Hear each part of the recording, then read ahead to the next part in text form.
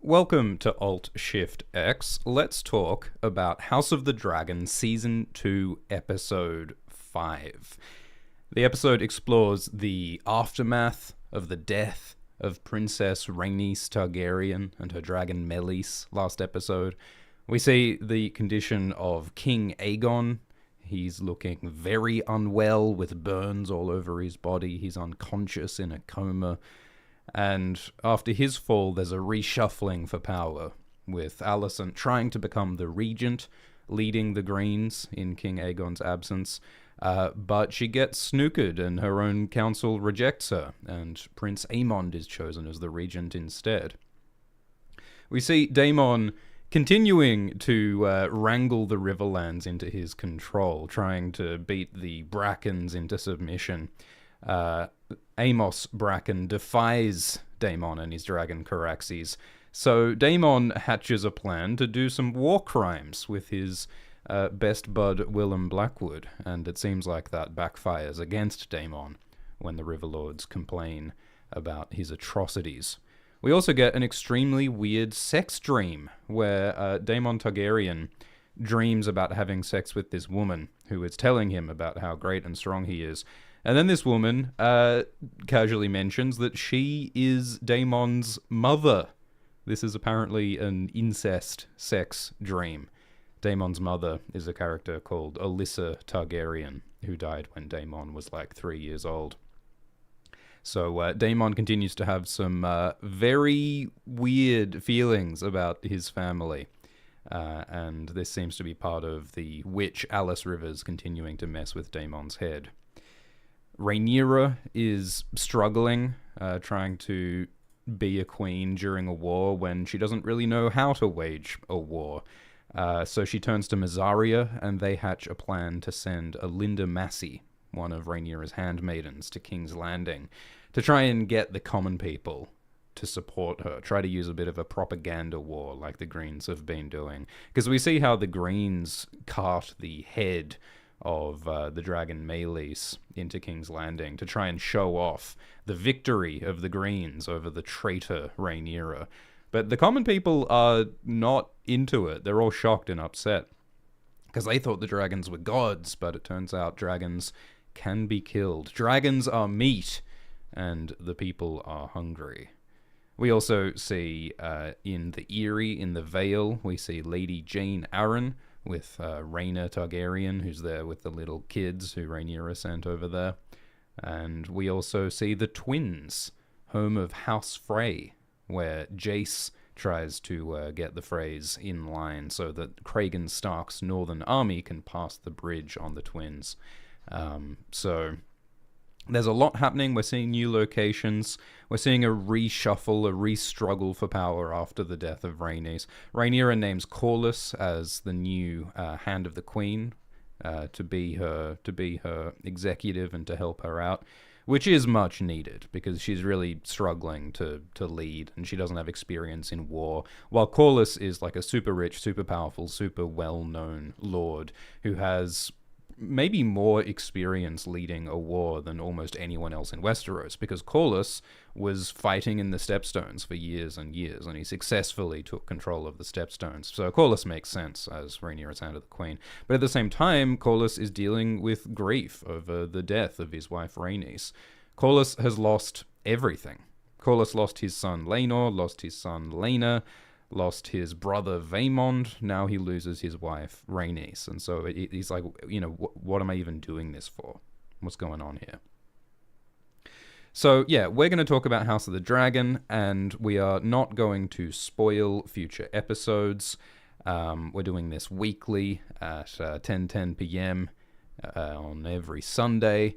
And we'll show you some neat little family trees and things. We'll show you some dragon maps so that we can understand what the hell's going on in this story.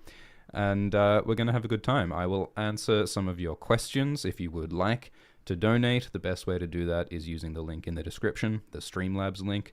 I will try to answer as many of your questions as I can, but I won't be able to answer every single one. But yeah, let's get into it. So, thanks for the donation from Mike, who says, so Daemon didn't realize that was his mum, right? Yeah, the impression that I get, I mean, this is like a trippy sex dream. Like, I don't think Daemon is fully aware of what's going on here. I think from Daemon's perspective, Daemon is like having a sex dream about this woman, and this woman is saying, "Oh, you're so strong and great, and you should be the king. And you know, Viserys was a nice guy, but you have the power, and you deserve to be a ruler." So that's Daemon, what Daemon needs to believe. Daemon really wants to convince himself that he's worthy of love, and he believes that strength is what makes him worthy. And yeah, then at the very end of the dream, Alyssa says, "Oh yeah, and you're my son." So I agree, Mike. I think Daemon realizes in that moment that, oh, this mysterious woman is my mother. Because Daemon didn't know Alyssa as an adult. Alyssa died when Daemon was like 3 years old.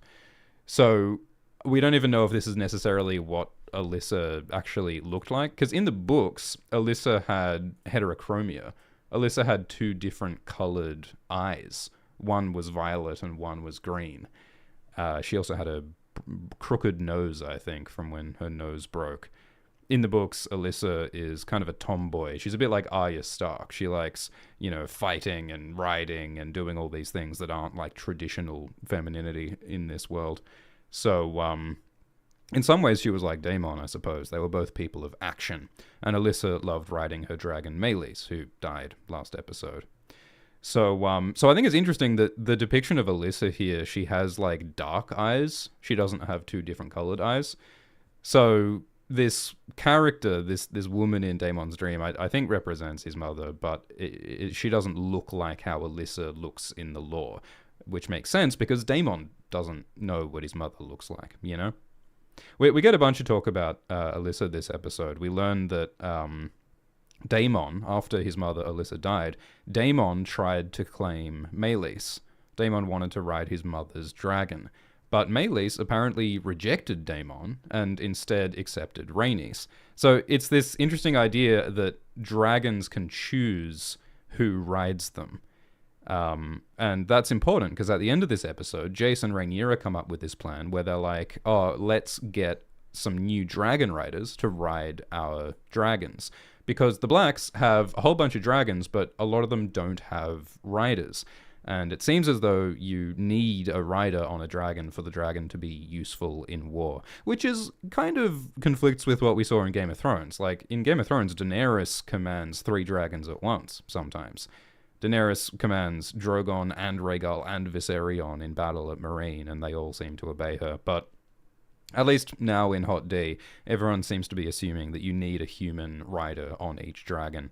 And on Dragonstone, there are all these unclaimed dragons. There's Vermithor and Silverwing, which are some of the biggest dragons alive. And they are like maybe the Blacks' only hope of fighting Vhagar. There's also Seasmoke, which used to be the dragon of Lenor, who we've seen flying around, being restless, appeared to Adam earlier. And there's also the wild dragons, Cannibal, Grey Ghost, and Sheepstealer. So if the Blacks can find some people to ride these dragons, they're going to have a huge advantage. Because right now, the Greens only have 3 dragons, and only 2 of them are at King's Landing. I mean, Sunfire... Kristen is kind of ambiguous in this episode when Kristen says that Sunfire was long in the dying. Kristen says that he left men and Sunfire at Rook's Rest to guard Rook's Rest. So his wording is kind of confusing, but I think the point is that Sunfire is not dead yet, but Sunfire seems very badly wounded. In the books, it talks about how one of Sunfire's wings is very badly hurt, so Sunfire can't fly. So Sunfire just kind of writhes around in the ashes at Rook's Rest like a great golden worm feasting on the corpses of the dead. It's very metal. So, Sunfire is out of action, and Tessarion, the dragon of Daeron, the 4th unseen child of Alicent and Viserys, is over in Old Town, so the Greens only have Vhagar and Dreamfire. In the books, Dreamfire seems maybe not useful, because at this point in the books, it says Helena is, like, mad with grief. Like, Helena has just had her son Jaehaerys killed in front of her, and in the books, that seems to drive her mad. Like, all she does is just cry in the dark all day. She's broken. Whereas in the show, Helena, she seems a little more emotionally detached. She seems, she's kind of mysterious. We don't know exactly what she's thinking, but she was kind of always a bit detached, a bit stuck in prophecy, as though she already knew that Jaehaerys was going to die, you know? So my point is that basically the biggest and best weapon the Greens have is Vhagar, and the Blacks don't have a good counter to Vhagar right now, because their biggest dragon, Meleys, is dead. Their second biggest dragon, Caraxes, is over in Harrenhal, and Rhaenyra has no idea what Daemon and Caraxes are doing, or if Daemon is even still loyal to her.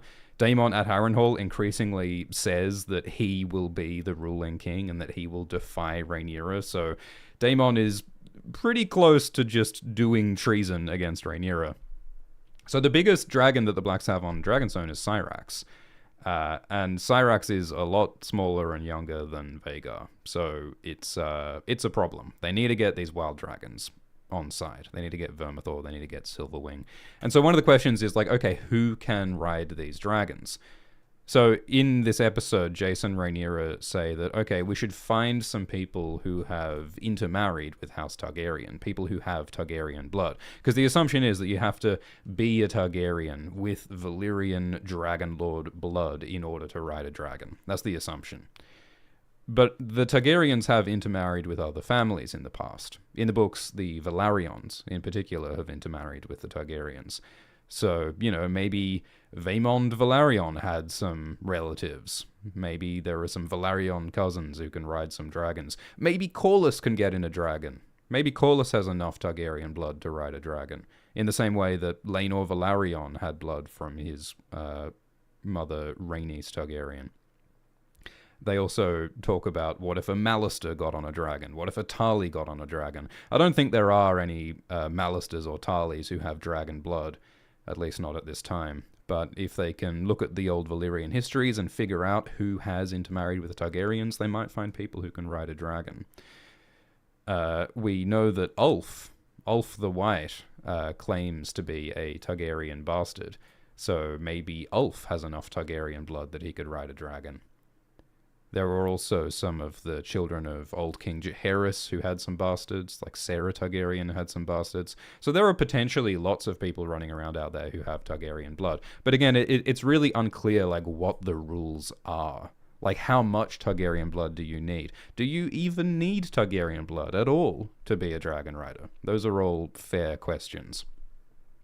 The author of the books, George R. R. Martin, recently posted on his blog. He posted this delightful rant about dragon lore, and he was talking about how it's really important to him that dragons have 2 legs and 2 wings, but not 4 legs and 2 wings, because that's unrealistic.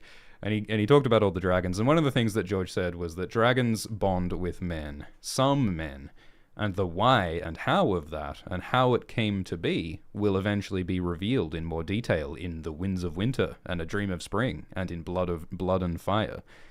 Blood and Fire is the possible title of the second part, the second volume of Fire and Blood, which is the book that this show, Hot D, is based on. The Winds of Winter is the upcoming next book in the main Game of Thrones book series, which we've been waiting for 13 years.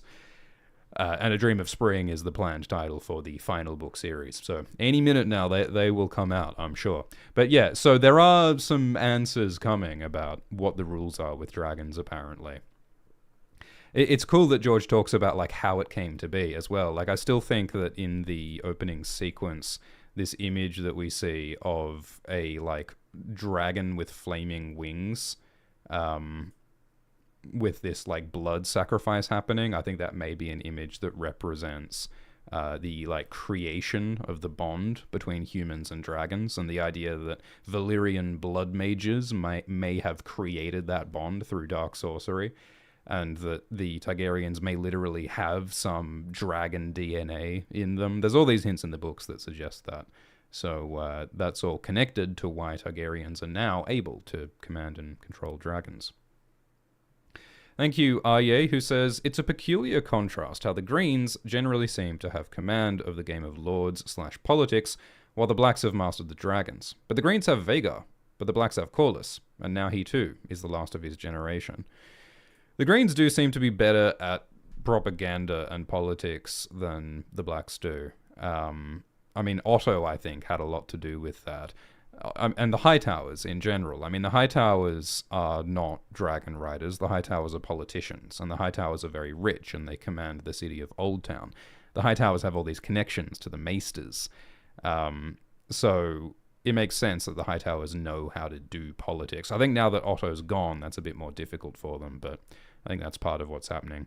Whereas, Rhaenyra and Daemon are very much Targaryen dragon riders, and they've spent a lot of years over in Dragonstone, away from King's Landing. They don't have as many relationships with the lords and the great lords of King's Landing. And, we saw that with Rhaenyra very early on. When Rhaenyra was very young, we saw Rhaenyra being rude to Lady Redwine and being rude to Lord Jason Lannister.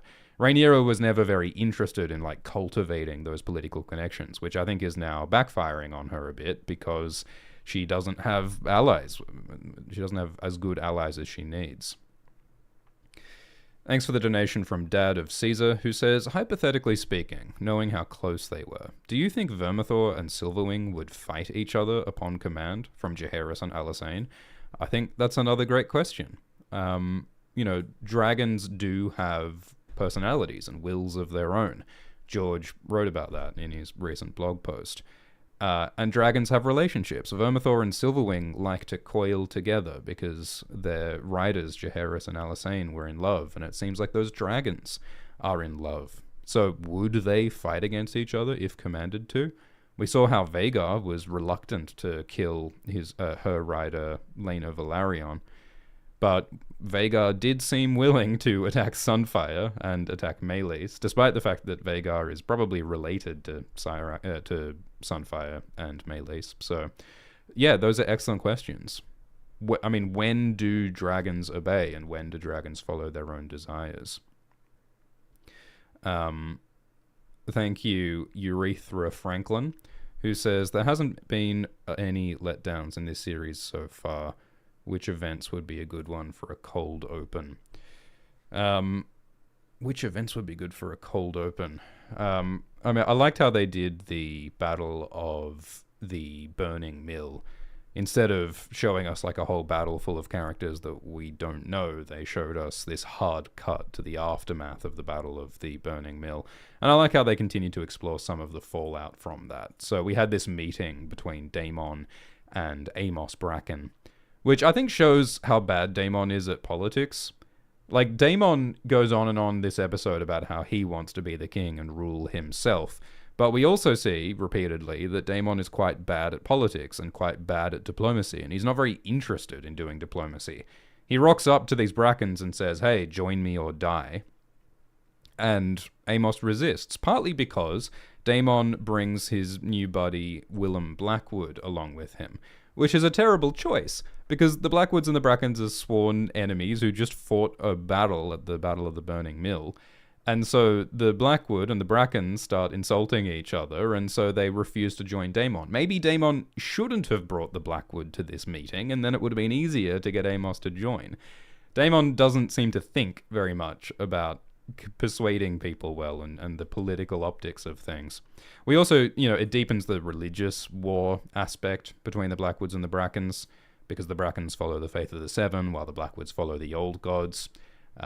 It's quite odd, then, that Willem Blackwood here talks about how the Brackens were hatched from the deepest of the seven hells, but Willem Blackwood wouldn't believe in the seven hells because he doesn't believe in the Faith of the Seven. He believes in the Old Gods, right? Maybe he's just pointing out that, oh, those idiots believe in the seven hells. What a silly religion they have.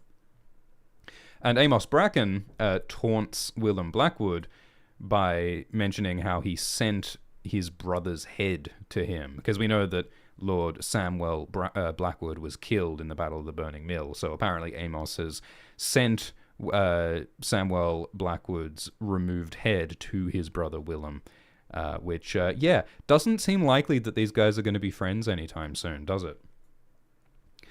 So Daemon is frustrated that the Brackens refuse to join him, so he comes up with a new plan. He comes to Willem and he's like, maybe you could persuade the Brackens to join us by doing some evil, nasty stuff. Things that I can't do openly. You should do those evil things. Exploit the weaknesses of the Brackens. It's a little confusing in this moment, this scene, but we learn later that what this means is that Willem Blackwood is going to go and lead some war crimes against the Brackens. They're going to steal some of the Brackens' children. They're going to kill civilians. They're going to smash the septs of the Faith of the Seven. And they're going to use these horrific atrocities to intimidate and force the Brackens to submit to Daemon and the Blackwoods.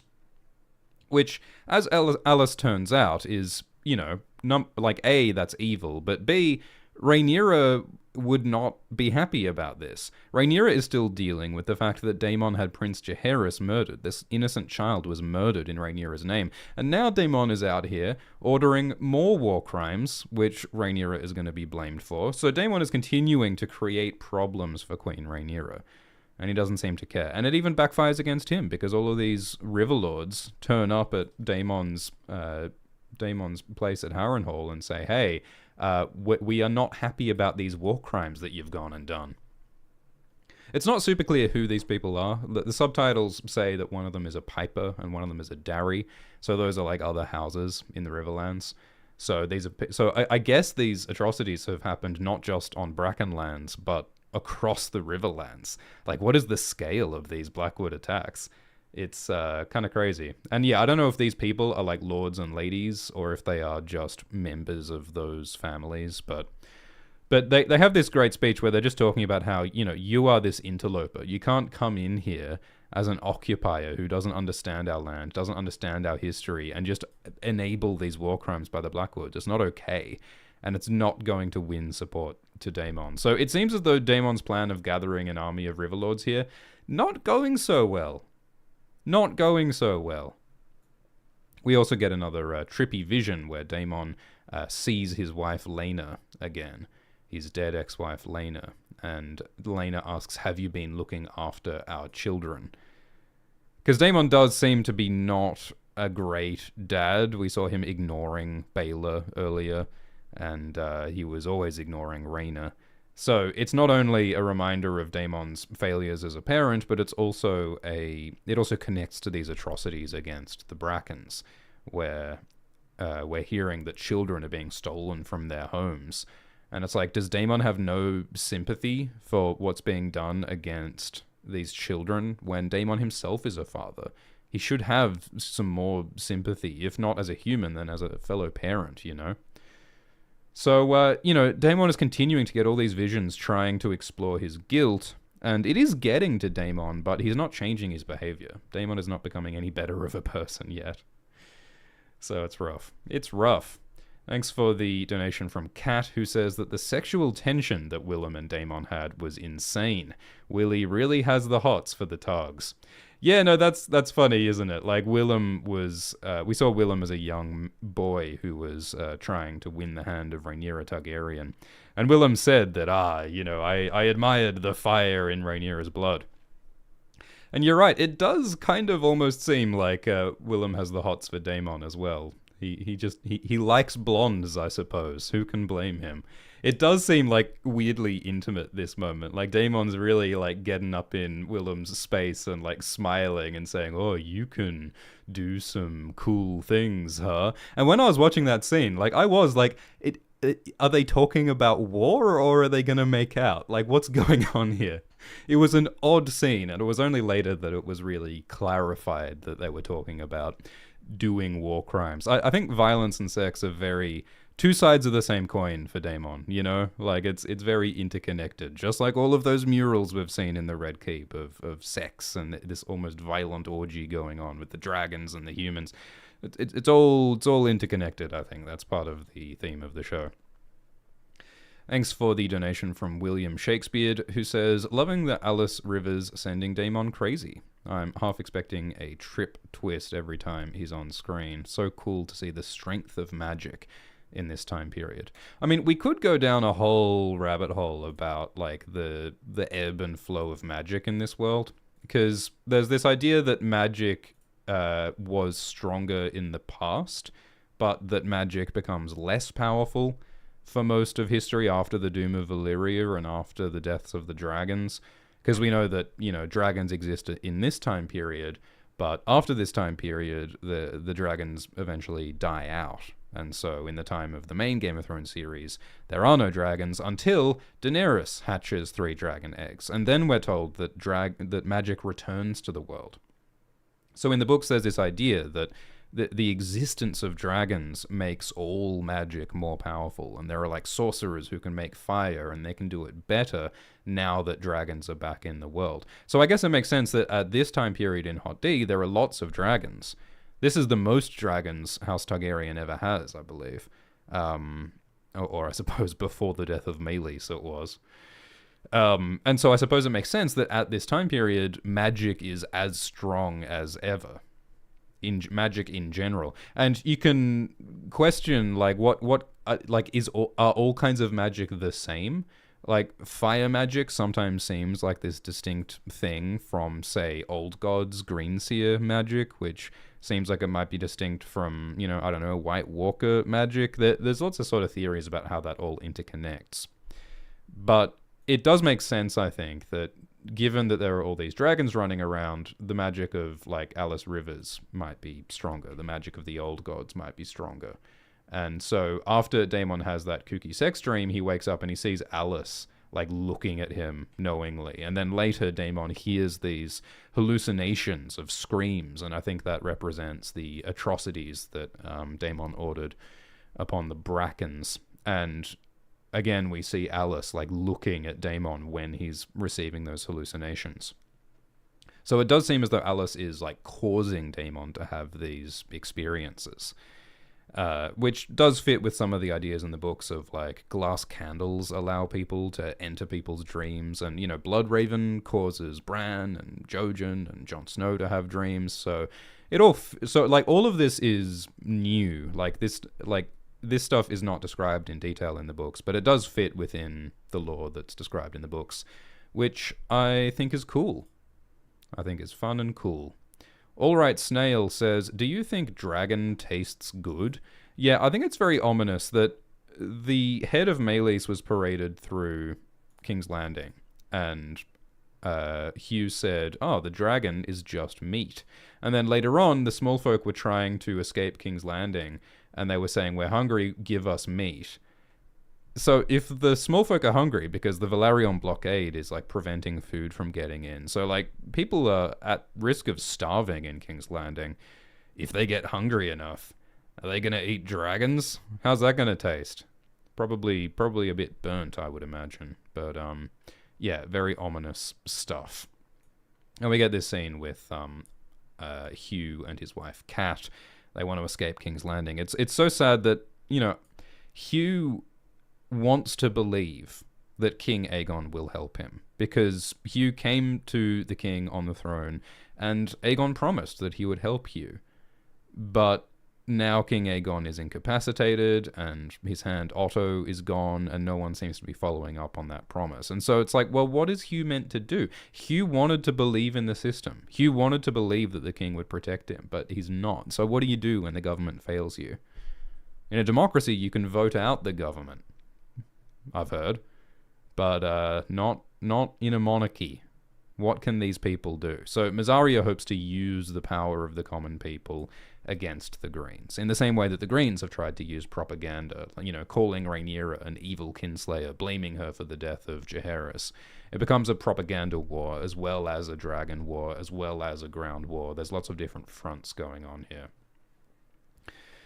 Thanks for the donation from Anthony, who says, do you believe Alice could be a predecessor to the three-eyed raven before Bloodraven?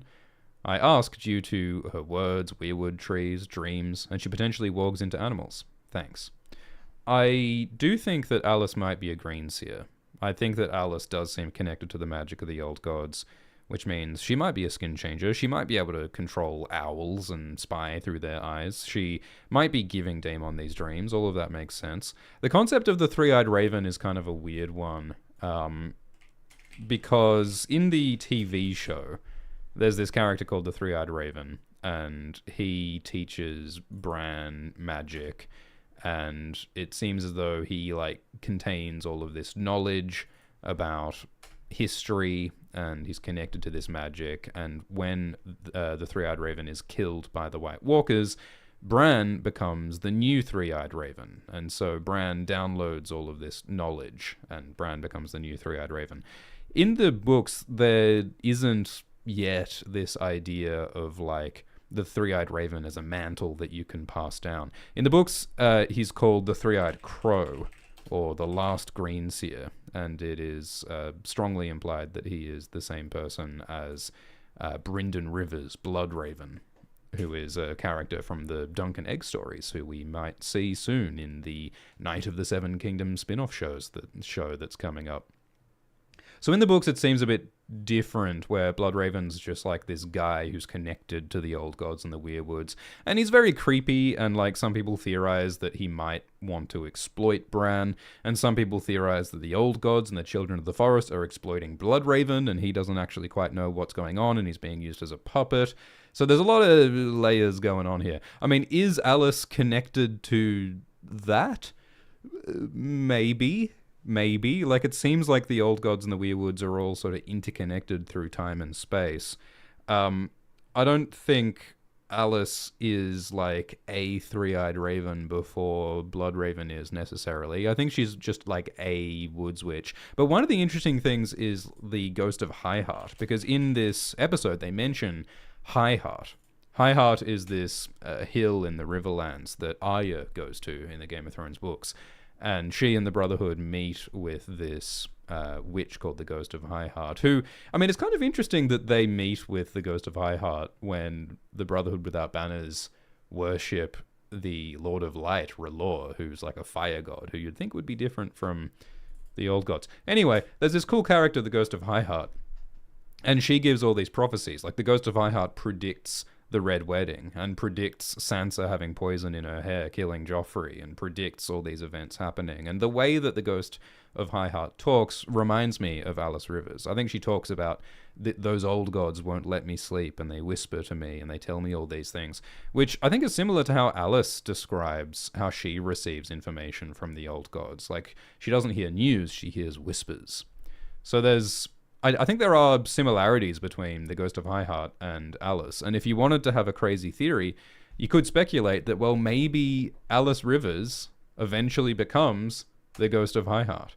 Now, the Ghost of Highheart in the books is an albino and is like 3 feet tall or something, so maybe Alice is using a magical glamour to change her appearance, which she almost certainly is, because the actor Gail Rankin says that Alice Rivers is hundreds of years old, potentially. So, and the books say that Alice is using a magical disguise to look younger, probably. So there are possibilities here. And the Ghost of Highheart is cool because the Ghost of Highheart is also implied to maybe be the witch who Jenny of Oldstones brings to court, who prophesied that the prince that was promised would be born of the line of Aerys and Rhaella, which is why they got married, which is why Rhaegar was born, which is why Jon Snow was born, which is why the whole story happened. So, yeah, Alice is maybe potentially like a super key central character in all of this, but it's only a theory that she's the same as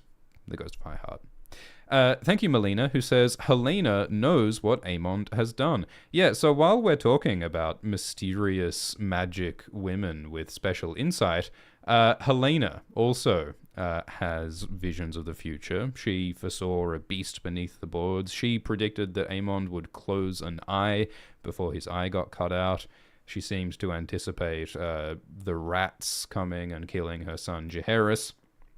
And now Helena seems to know that Aemond was responsible for the fall of his brother Aegon, because Helena says, was it worth the price? So I think the implication here is that, Aemond has committed this horrible crime by attacking and by betraying his brother and his king, Aegon. And the reason why Aemond did that was for the throne. I mean, partly because Aemond hates Aegon for bullying him, but also Aemond wants the throne because he considers himself more worthy. He has studied the blade and philosophy, which he thinks entitles him to the throne. And now that Jaehaerys is dead, Aemond is next in line for the throne. It is a little complicated because in the books there is another child of Aegon and Helena called Maelor, But now that Jaehaerys is dead, Aemond is next in line for the throne. They skip over Aegon's daughter Jaehaera because she's female, and they can't very well have a female inherit the throne, because the whole reason Aegon has a claim is because they're skipping over Rhaenyra because she's female. So Aemond is next in line for the throne, as the Greens see it. And meanwhile, it's hilarious that Daemon is over here saying that he is the rightful heir to the throne. That there is no way that Daemon is the rightful heir to the throne. Because even if you... Like, the only reason to skip over Rhaenyra is because she's female. And if you skip over Rhaenyra for being female, you've got to make Aegon the heir, because Aegon is the eldest male son of King Viserys. Viserys' brother Daemon does not come before Viserys' son Aegon. No one thinks that that's how the inheritance works. So Daemon is not only like defying his wife and niece and queen Rhaenyra by calling himself king, he's defying the entire system of succession. Only if Aegon and Aemond and Daeron were dead, and well, yeah, only if those three were dead would Daemon have like any real claim to the throne. Binksy says that Aegon is looking a lot like his father now. Yeah, so we get to see Aegon looking very unwell. They bring him home in a box to hide the terrible condition that Aegon is in. So Aegon has burns like all over his body. In the books, he's got a broken hip and broken ribs. And also in the books, his armor melts into his body. In Hot D, Aegon's armor is made of Valyrian steel, so it doesn't melt. But in the books, the armor melts into his body. And so it's this really horrific injury that Aemond caused. And no one knows if Aegon will get better. No one knows if Aegon will wake up again. He's in limbo.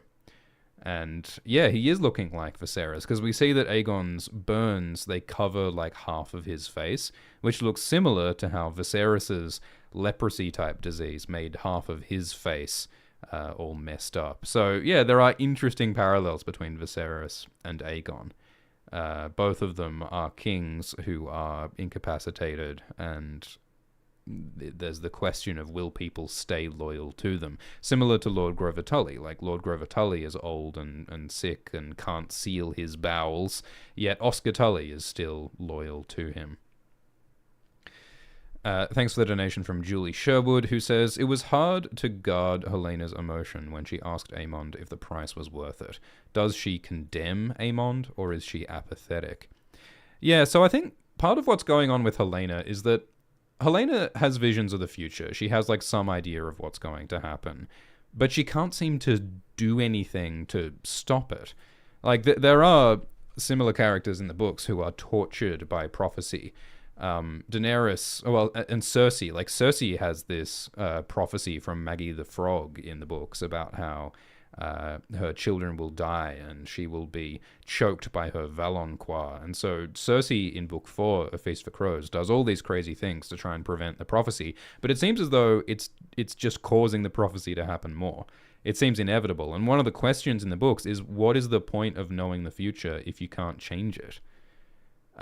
It seems as though these prophecies, the point is not to help you, the point is to torture you. Dreams and prophecies, I think, are a metaphor for hopes and dreams in the real world, and sometimes hopes and dreams and plans and ambitions can do more damage than good, and they can torture us if we have these fears that we cannot avert, if we have these dreams that we cannot realize. I think that's the emotional purpose of these visions and things. So I think Helena is in this position where she sees doom coming. She had this intuition that her son Jaehaerys would die. She had this intuition that Aemond would lose his eye. She had some knowledge that Aemond would hurt her husband, brother Aegon. And she can't stop it. So it's like, well, it's like learned helplessness or something. It's like, well, you would feel, I don't know if apathetic is the right word, but you would feel powerless. In a similar way to how Rhaenyra and Alicent feel powerless this episode. So Helena seems to have this just bleak, numb acceptance of what's going on. She hasn't done much in this series. She hasn't acted much, because all she can do is helplessly watch as the things she foresees come to be, like Cassandra in Greek mythology. I do wonder if Aemond and Helena might develop some kind of a relationship. We saw in Season 1 that Aemond talks about, I would marry Helena, I would do my duty. Because if Aemond wants to be the king, he needs a queen. He needs heirs. And the Targaryens sure do love their incest. It is part of their tradition. It's part of keeping their blood pure. It's the kind of stuff that Aemond would probably be into, since Aemond seems to be a bit of a traditionalist Targaryen. So maybe Aemond is thinking about, I should marry Helena, and we can have heirs, and that will solidify my position as the future ruler of Westeros. I think that would make sense. In the books, there's this idea called Targaryen exceptionalism, because the old king Jaehaerys had to go through this whole process to convince the Faith of the Seven to allow the Targaryens to practice incest. Because when the Targaryens took over Westeros, everyone was very icked out by their practice of incest, marrying their siblings, especially the Faith of the Seven, who preached that incest was an abomination.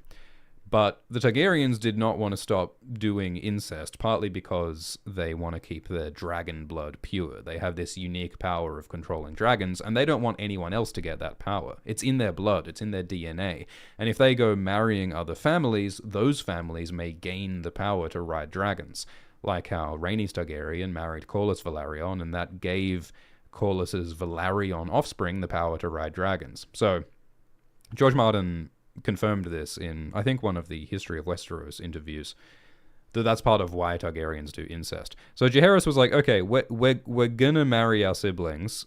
You're gonna have to get used to that. And so Jaehaerys sat down and he created this ideology called Targaryen exceptionalism that argued that Targaryens are different to normal people, so they should follow different rules. Targaryens are better, so they can't be judged by the usual rules of the faith. And the idea is that since Targaryens are better than everyone else and they alone ride dragons, they can follow different rules. But there have been times when that idea of Targaryen exceptionalism was threatened. Like one of Jaehaerys' daughters died of a sickness, when part of the ideology was that Targaryens don't get sick. Daenerys seems to think that Targaryens are immune to disease and sickness, but some Targaryens have died of sickness. So it's similar in this episode when Meleys's head is dragged around and people are like, I thought dragons were gods, but apparently no, they're just animals made of meat. And now Princess Rhaenys Targaryen is dead as well. So it's like, well, are Targaryens untouchable? Or can anyone kill Targaryens? That's a pretty dangerous idea for the small folk to get in their heads when the small folk are hungry and when the small folk are discontented and when there's this propaganda being spread around by Mysaria. I mean, Larys was made the Master of Whisperers recently, and now Mysaria is spreading whispers of her own. So it'll be interesting. Is there going to be some kind of spy propaganda war between Mysaria and Larys as these rival whisperers? Could be very interesting. Thanks for the donation from Gunnar Gundarson, who says, prophecies are only there to rough you up in the donkey. Yeah, the line in the books from Marwyn the Mage is that prophecy will bite your prick off every time. Still, it's still tantalizing. People still want to know their future, even though it tends to dick people over. So we saw the twins in the Riverlands. The twins are important because they have a bridge over the Trident River. And if Cregan Stark is going to come south with his army of Northmen, he's going to need to cross this bridge. It's the same issue with the phrase in Game of Thrones. When Robb Stark was coming south, he needed to make a deal with Lord Walder Frey so that Walder would let Robb south. Robb had to make a marriage pact with, he promised to marry one of Walder's daughters in order to be allowed to cross his bridge. So Jace wants to make a similar deal. He wants to make sure that these Freys let Cregan's army south, so he says, what do you idiots want? And the Freys say, we want Harrenhal. So that's pretty ambitious from the Freys, pretty on brand to be that demanding. So yeah, the Freys just casually ask for the biggest castle in Westeros. And since Lord Larys Strong is currently officially the ruler of Harrenhal, and Larys has sided with the Greens, Jace and Rhaenyra are like, well, okay, like, we're gonna kill Laris, presumably. We're not going to let the Strongs control Harrenhal anymore, so after the war, sure, whatever, we will give Harrenhal to the Freys. They can deal with the curse. We don't get these characters' names in the episode, but I think that they might be Lord Forest Frey and Lady Sabbatha Frey. In the books, Sabbatha Frey has a fun personality. She's described as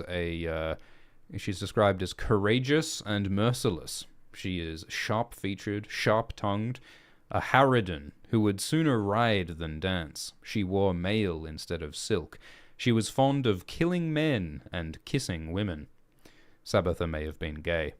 I don't know if this Lady Frey is meant to be Sabbatha Frey, though. She looks a bit older than I imagined Sabbatha Frey being in the books, but that might be who it is.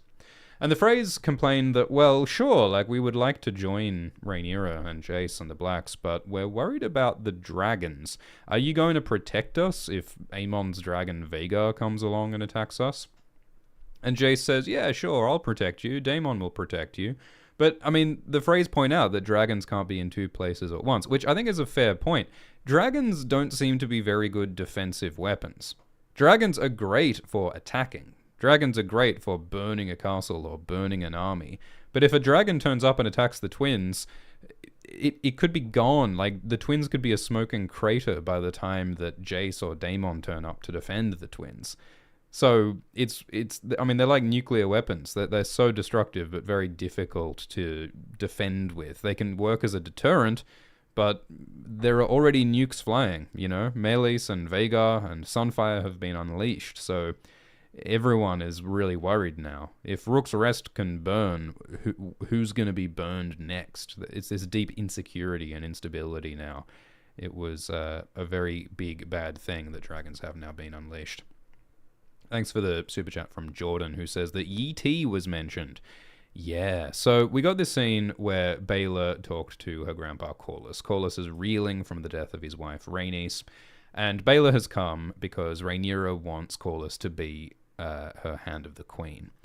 And they talk about how Corlys is this famous sailor. Corlys has been all around the world. Corlys has been to Yi Ti and to Asshai, which is pretty crazy. Like, that's like going to, like, the North Pole. That's like going to Timbuktu. That's like going to the moon and back. It's a very remote place. Let me pull up a map so I can show you how far away this place is. Map. Where's that map? Here's the map.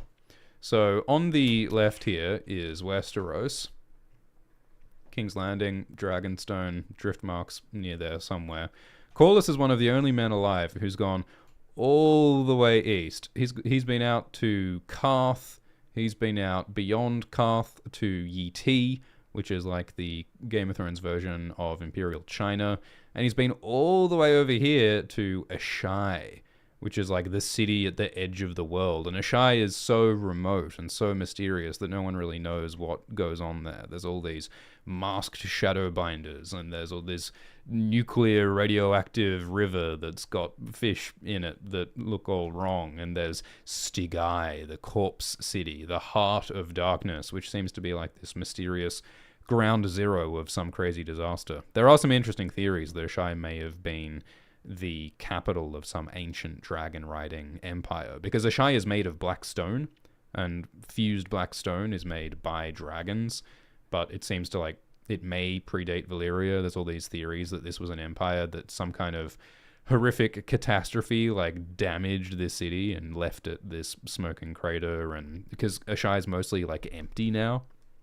There's theories that it may have been built by the Lovecraftian squishers, who, we also had Cracklaw Point name drop this episode. But anyway, yeah, Asshai is like this impossibly mysterious, distant place, and Corlys is one of the only people in Westeros who's ever been there and come back to tell the tale. It's kind of crazy how Corlys doesn't mention this more often, honestly.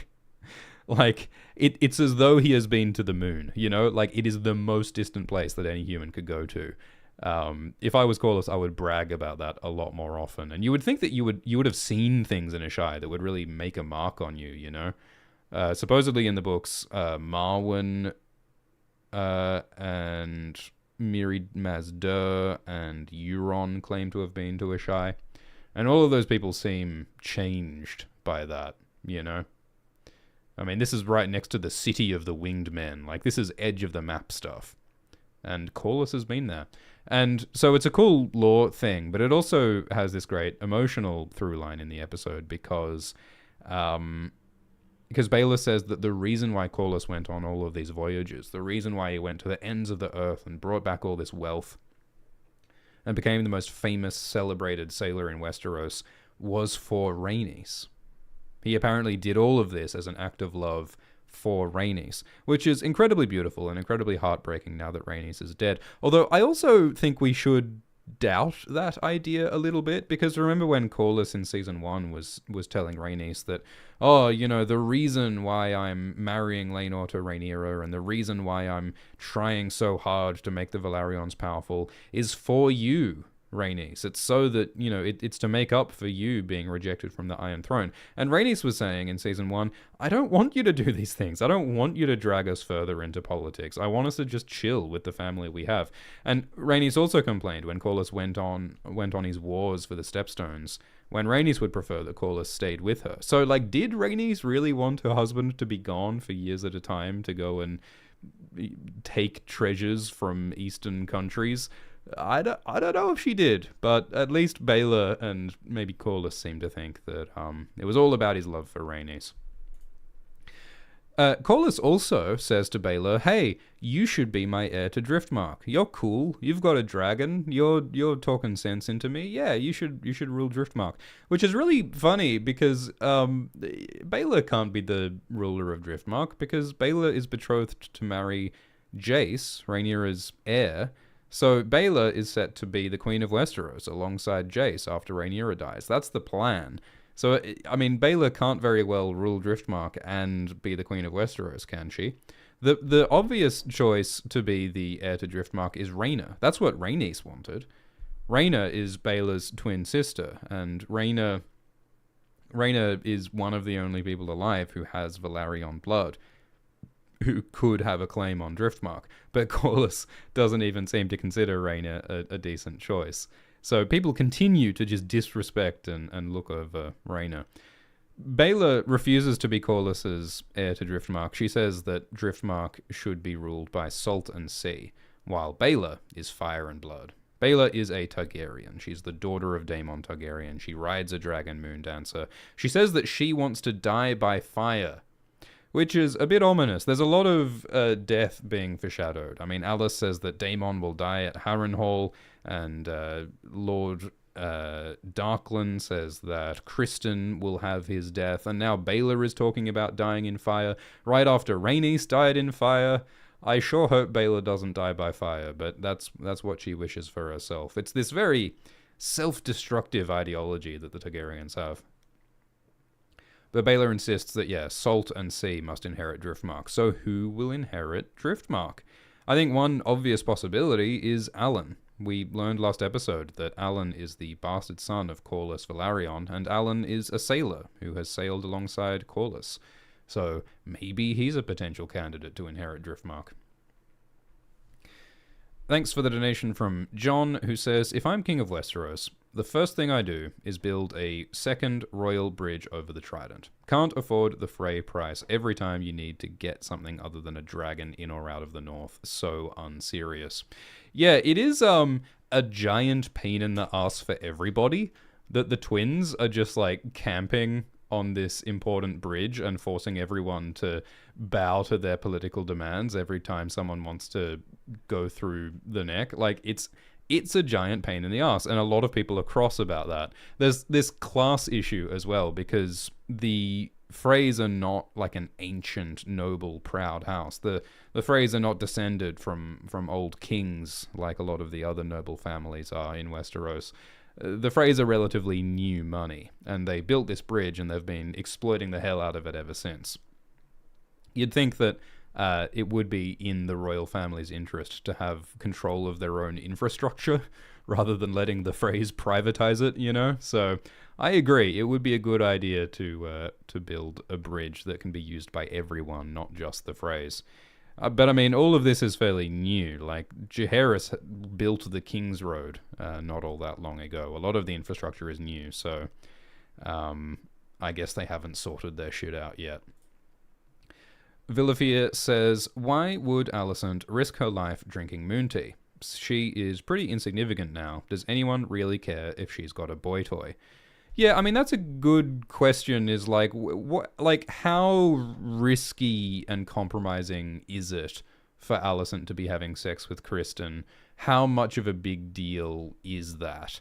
We see how adultery is treated as a serious crime against, like, Marjorie and Cersei in the time of Game of Thrones.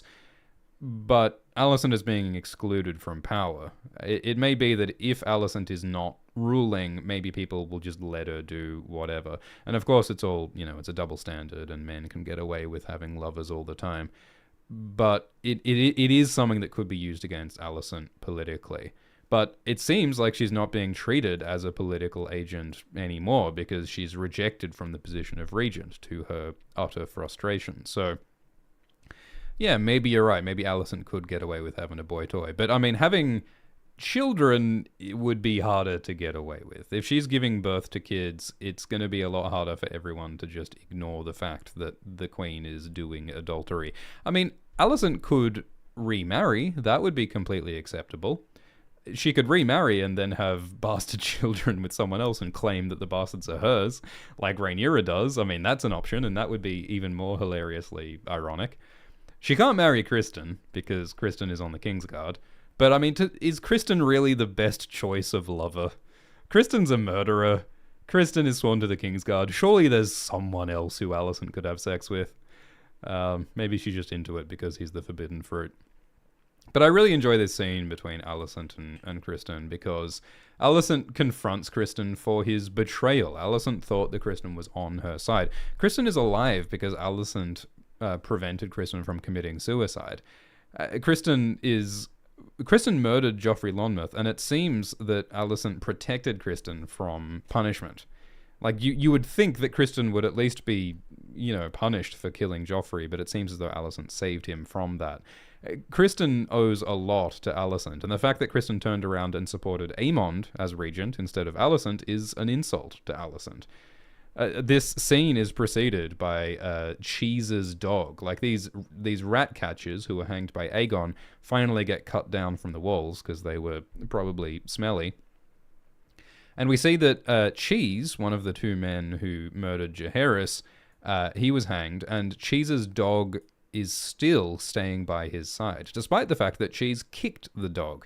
He seemed like a cruel master, and yet the dog is still loyal to him. So I think the dog is there to, like, highlight that theme of loyalty, because Alicent is complaining about Criston's disloyalty.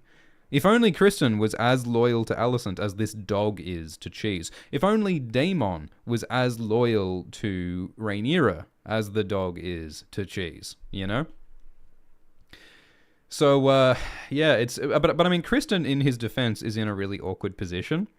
Because Criston, I think, sees the way the wind is blowing. Like, he knows that Aemond, it seems, is going to be the king next. Criston needs to be right by the king, since Criston is the Kingsguard. Criston is obliged to obey his prince. But he also has some obligation to the queen. And that's one of the themes that, like, Jaime explores as a Kingsguard, is the idea of whose oath comes first. Who are you loyal to? You're sworn to obey the king, you're sworn to obey the prince, you're sworn to obey the gods, you're sworn to obey the laws, and sometimes those things contradict each other. So Criston is in a really awkward position. Criston is also, Criston says it is the order of things. Criston says the man will rule, that is the order of things. And that's the same line that Rhaenys used in season 1. Rhaenys told Rhaenyra that you will never rule. The men will never accept a female ruler because that is the order of things. Like, patriarchy is one of the themes of this episode in particular, and of the series in general, because Rhaenyra gets excluded and struggles to lead because of her gender, because she wasn't trained for war. Alicent gets excluded because of her gender, because they want a man to lead during the war. They want to seem strong, and men come first in the succession. Criston says that is the order of things. So Alicent and Rhaenyra both struggle against that in this episode. Alicent says what Aemond has become, what Aemond has somehow become. She's made a few comments like this.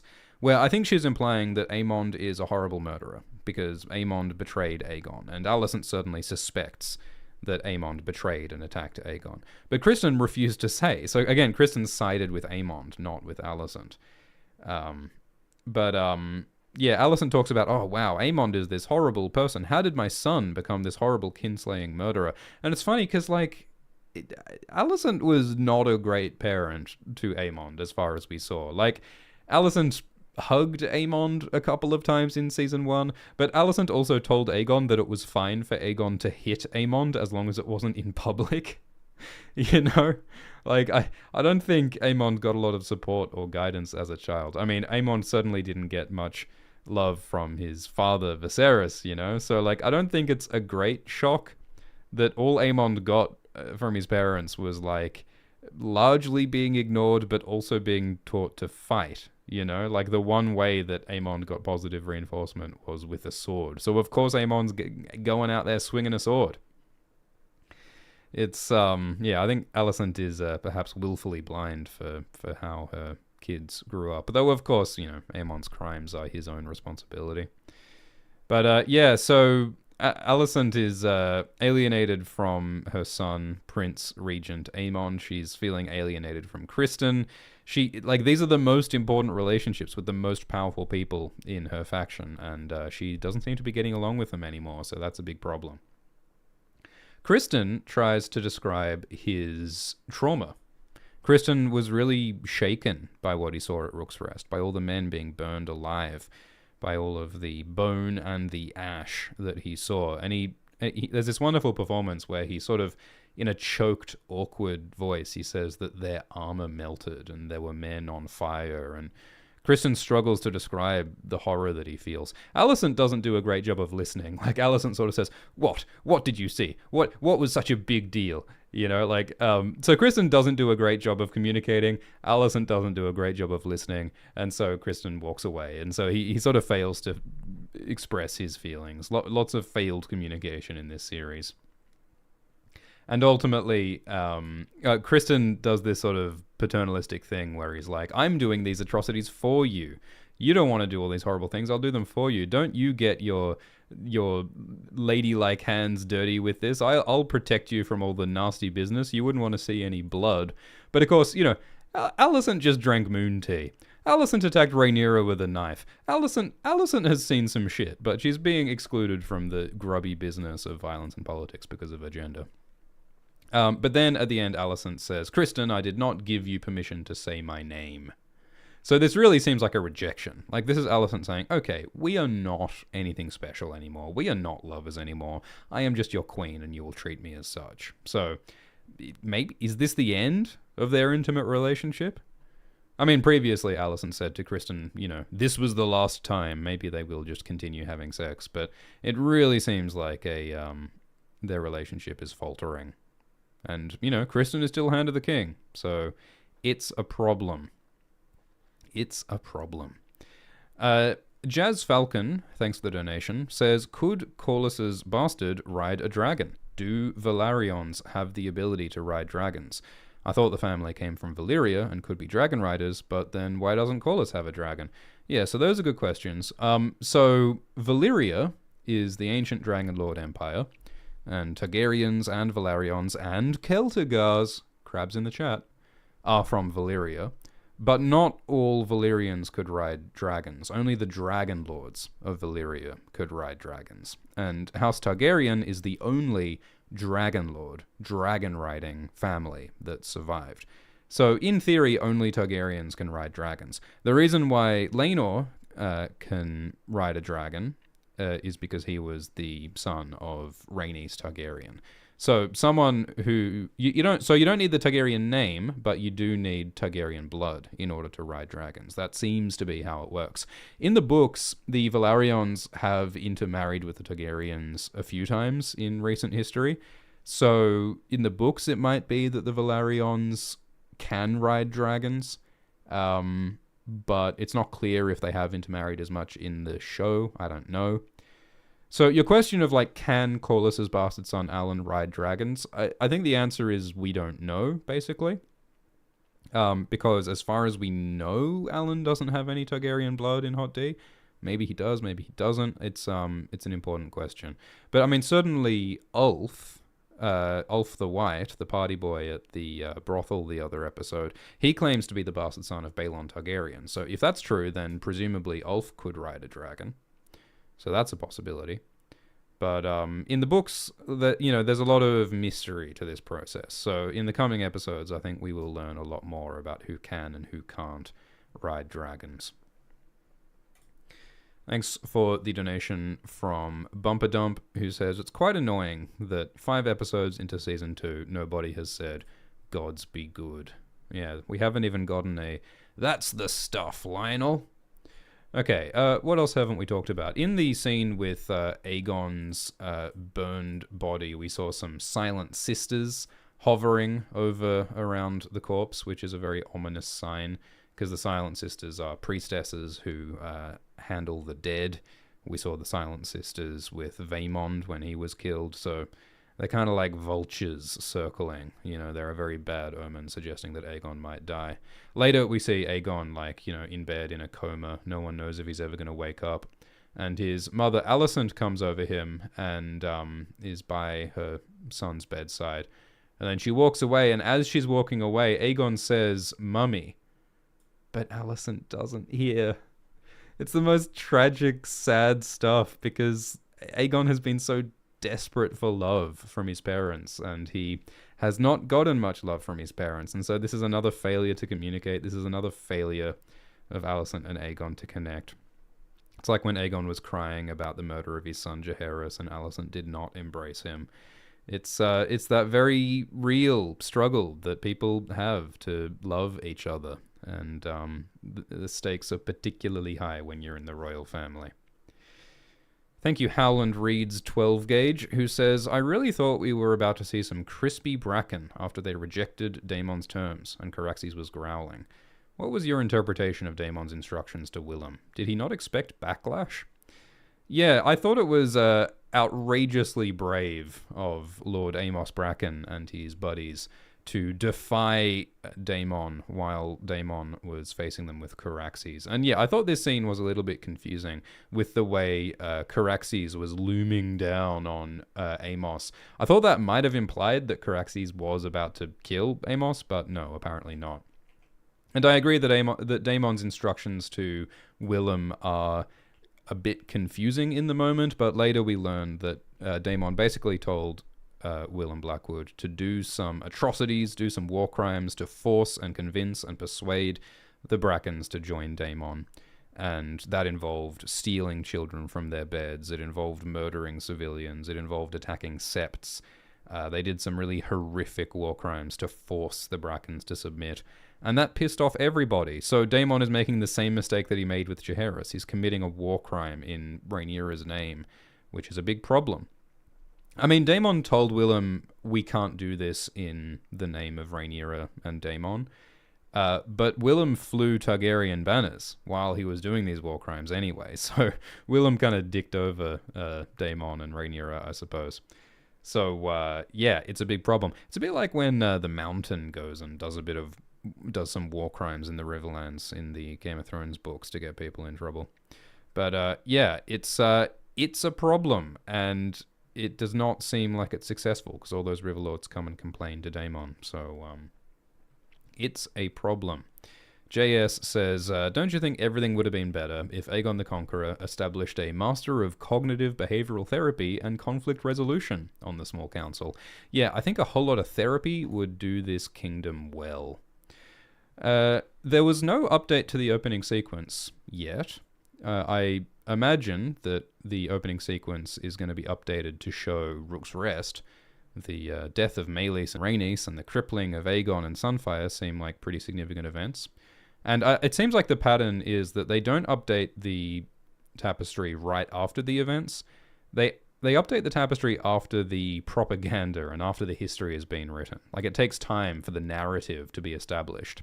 So I think it's interesting that the Greens are claiming that Aegon killed the dragon Meleys, when we actually know it was Aemon's dragon Vhagar who killed Meleys. So I wonder if the tapestry might show Aegon killing Meleys, showing the propaganda not showing the reality. The victors write the history, right? That would be interesting.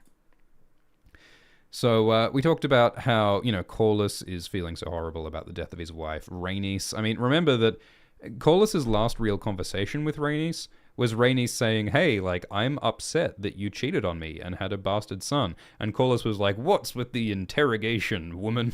Get off my back. Just because I cheated on you, It was a bad conversation. It was a bad note that they left it on. So Corlys has got to be feeling horrible about that now that his wife is dead. And, this is a huge issue for Rhaenyra as well, because, Rhaenys kind of disliked Rhaenyra for being a little twerp who was, replacing her as the female leader of Westeros. But Rhaenys was a great advisor. Rhaenys was honest and was straight talking with Rhaenyra. Rhaenys also appreciated and supported that Rhaenyra was trying to avoid war. Rhaenys was a voice for peace, even though she does have maybe the highest kill count of anyone in the show. So that's a huge loss. Rhaenys was a great model of female power as well. Later on, we see Rhaenyra reading a book about Queen Visenya, who was one of the sister wives of Aegon the Conqueror. Because I think that Rhaenyra is seeking like role models of female power.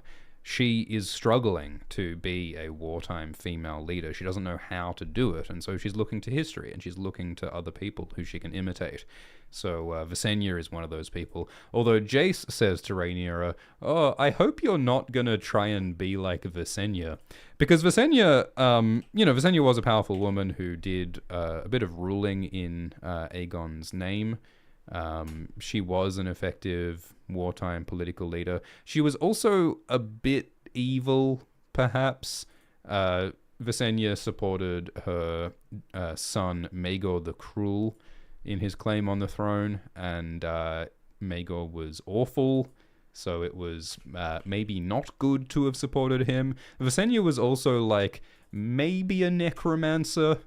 Visenya maybe did some dark magic to bring Maegor back to life after a bit of a tussle that Maegor had. Visenya was a harsh figure, to say the least. But she also was an effective leader who helped forge the Seven Kingdoms. Visenya started the Kingsguard. Visenya came up to Aegon the Conqueror and cut him with her blade, as a way of convincing Aegon that, hey, you don't have enough protection. Your guards are insufficient. So that's why they created the Kingsguard.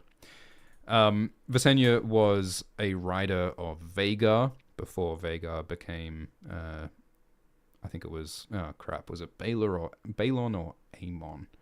I forget. But then it was Laena Velaryon, and then it was Aemond Targaryen who rides Vhagar. And in this episode, they say that Visenya was the first rider of Vhagar, which is interesting, new information. But Visenya also wielded the sword Dark Sister, which is now wielded by Daemon, Valyrian steel sword. So, Rhaenyra is searching for role models, other female leaders, and Visenya is a mixed bag when it comes to being a ruler. They paraded the head of Meleys through King's Landing, and that may have been a mistake. Mysaria says that was a mistake because it makes the Targaryens look vulnerable. In the books, they also parade the head of Lord Simon Staunton. Simon Staunton was the Lord of Rook's Rest, who went back to protect his castle, but he was killed, at least in the books. We don't know if Simon is still alive in the show, I suppose, but we did see a giant dragon explode on his castle, so I think Simon might be dead, but I suppose we will find out. Thank you, Old Gods and New, who says, what are your thoughts on the juxtaposition of the small folk starving in King's Landing while Meleys's head was being carted through? Reminded me of the scene in Game of Thrones with Joffrey and the cow pie. Yeah, well, we have seen riots happen in King's Landing before, haven't we? Like in Season 2, Episode 6 of Game of Thrones. When the common people are hungry and there's a war and leadership is uncertain, they get angry. Look at little Joffleberry looking cross. He's not enjoying this either. So, I sure hope there isn't a riot. I mean, that might be what Mysaria is trying to cause, right? Mysaria and Rhaenyra send Olinda into King's Landing to try and spread some whispers to turn people against Aegon, apparently. So maybe they're trying to stir up some riots to try and bring down the Greens. I thought it was a missed opportunity that they're parading Meleese's head around King's Landing. Last season, Meleese killed a whole bunch of innocent common people in the Dragon Pit. I would have thought that some of these people should have recognized Meleese and gone, huh, that's the dragon that killed a bunch of people at the Dragon Pit. Like, that would be a good opportunity to address that, but they didn't address it. So, I don't know. Are they going to address that fact? I keep bringing it up in videos because I continue to be surprised that they don't address the fact that Melee's killed a bunch of people. But maybe eventually. So as they cart King Aegon home in a box, this is the first time Aegon has tried to do a thing and he comes home in a box. It's rough. It's rough, man. His first battle did not go well. But they bring Aegon home in a box, and Alicent sees that Aemond now is wearing Aegon's dagger. The dagger that was Aegon the Conqueror's, the dagger that has the prophecy inscribed on it, the dagger that Aemond is now wearing. And so Alicent looks suspiciously at Aemond and then looks suspiciously at the box, and so she's like, oh, I think my son might have just, like, murdered my other son. That's a problem. But she doesn't ask Aemond about it. Alicent and Aemond seem unable to communicate, which is really bad, like, especially earlier on, when Aemond had just killed Luke, and Aemond, part of Aemond felt guilty about killing Luke. He didn't deliberately kill Luke. Vhagar disobeyed him. And, like, at that time, that would have been such a great time for them to communicate. Imagine if Alicent and Aemond had a heart-to-heart and they shared their vulnerability. And Aemond explained that, no, like, I didn't mean to murder my nephew. I didn't want to escalate this war. If they understood each other better, this whole royal family could be functioning a lot better. But they fail to communicate. I mean, Aemond must have some feelings of, like, regret or doubt. I mean, he's looking introspective here. There must be some part of Aemond that feels bad for betraying his brother, despite wanting his throne, despite hating him for the bullying, but they fail to communicate, and so they interpret each other as the worst possible selves, and they just dig deeper into being monstrous. And it sucks. So, they try and save Aegon's life. Grand Maester Orwyle leads the treatment of Aegon. They put some cabbage leaf looking things on Aegon, which I'm sure will heal him right up, and no one knows if he'll survive. And Aemond just walks up at his burned brother and just says, well, guess I'm gonna replace him. Guess I'm gonna be the leader now. Aemond does seem very cold to Aegon, my goodness. And